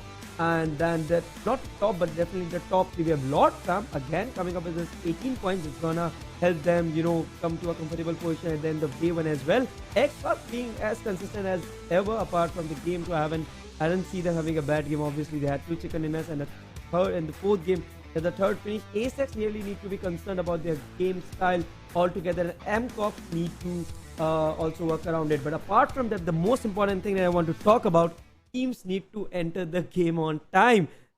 4 games of PMCO, first 4 games, and game 2 we had only 14 teams, game 4 we had 15 teams. So I mean, like, this is the only thing that you need to do. You just need to enter the ID and password. How can you miss it off? I'm pretty sure that our team sends it across within minutes of the first game ending, the previous game ending, and you just need to enter, and you can just keep your device. I don't know how the entire squad misses out on joining the rooms. I'll tell you. Now you and I, we're both Indian. Right. Us Indians have a problem with punctuality. This is an innate feature. Right. You know it, I know it. You invite for dinner at 9, we show up at 10:30. That's just the way it is.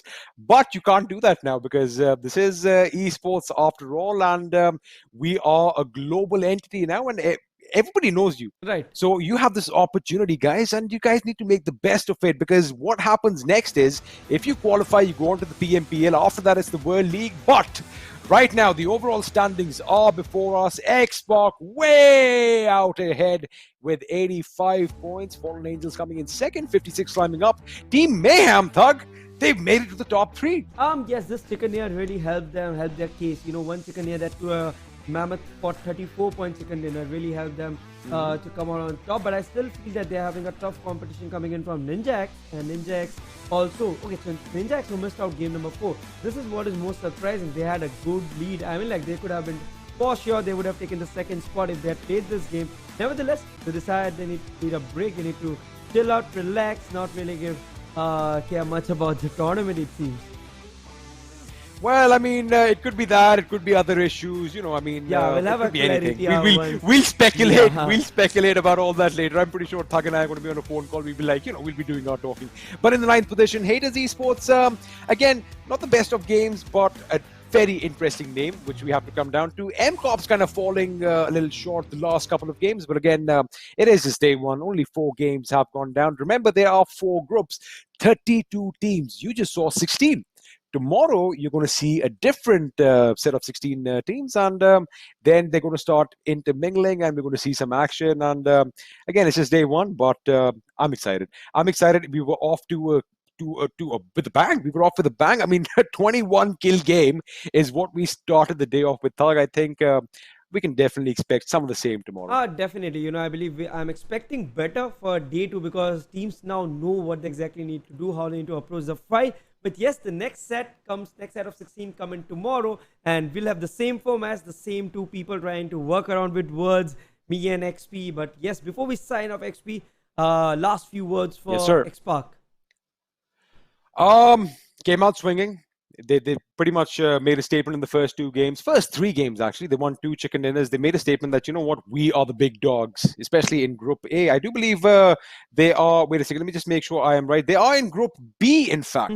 XSpark is a part of Group B, and 420 Evo, Ditya, AZTECS, and Destro. Again, you all know these names. These are MVPs. These are well-known names, and it's a collection of... kids who have come together, and they are doing brilliant. So of course, XSpark, they are firing on all cylinders. MYM, I was kind of not upset, but I was kind of disappointed initially. But they've climbed back to the 3rd position. Again, Thug, this one good game can make it or break it. So, for all the teams who are in the bottom half as well, it's not too late. It's just 4 games. You guys can still make it back. But now let me put a question towards you then. Okay, so you asked me about XSpark. I asked you about MYM earlier. We've seen a few new names. Give me one team that is sticking out that you're going to be, keeping an eye out. I think it's going to be MCOPS. They haven't performed. I think it's going to be FALLENangelz. Sorry, I think it's going to be FALLENangelz for sure. The way they have put up fights, the way they fight when it comes to a 4v4 situation, it shows that these boys have been playing together since a very long time. I would love to know the roots of where these guys come from, but they have an amazing synergy. They have crazy cover fires. I believe FALLENangelz is the team every remaining 31 teams need to be wary of. Absolutely. And, I've just got a funny thought in my head. Now, of course, this is a big stage, and this is a stepping stone for greatness. I mean, after this, we have the PMPL, then we'll have the World League. So, this is a stepping stone for the teams. But like I said, I asked Thug that who does he have his eyes on for? Eyes on. And guys, this is a chance for you guys to impress this guy next to me as well, because we all know what he's capable of. Of course, I'm sure you all know he's one of the pioneers of PUBG Mobile in India. Well done, Thug. Of course, you've done a lot for the Indian gaming community.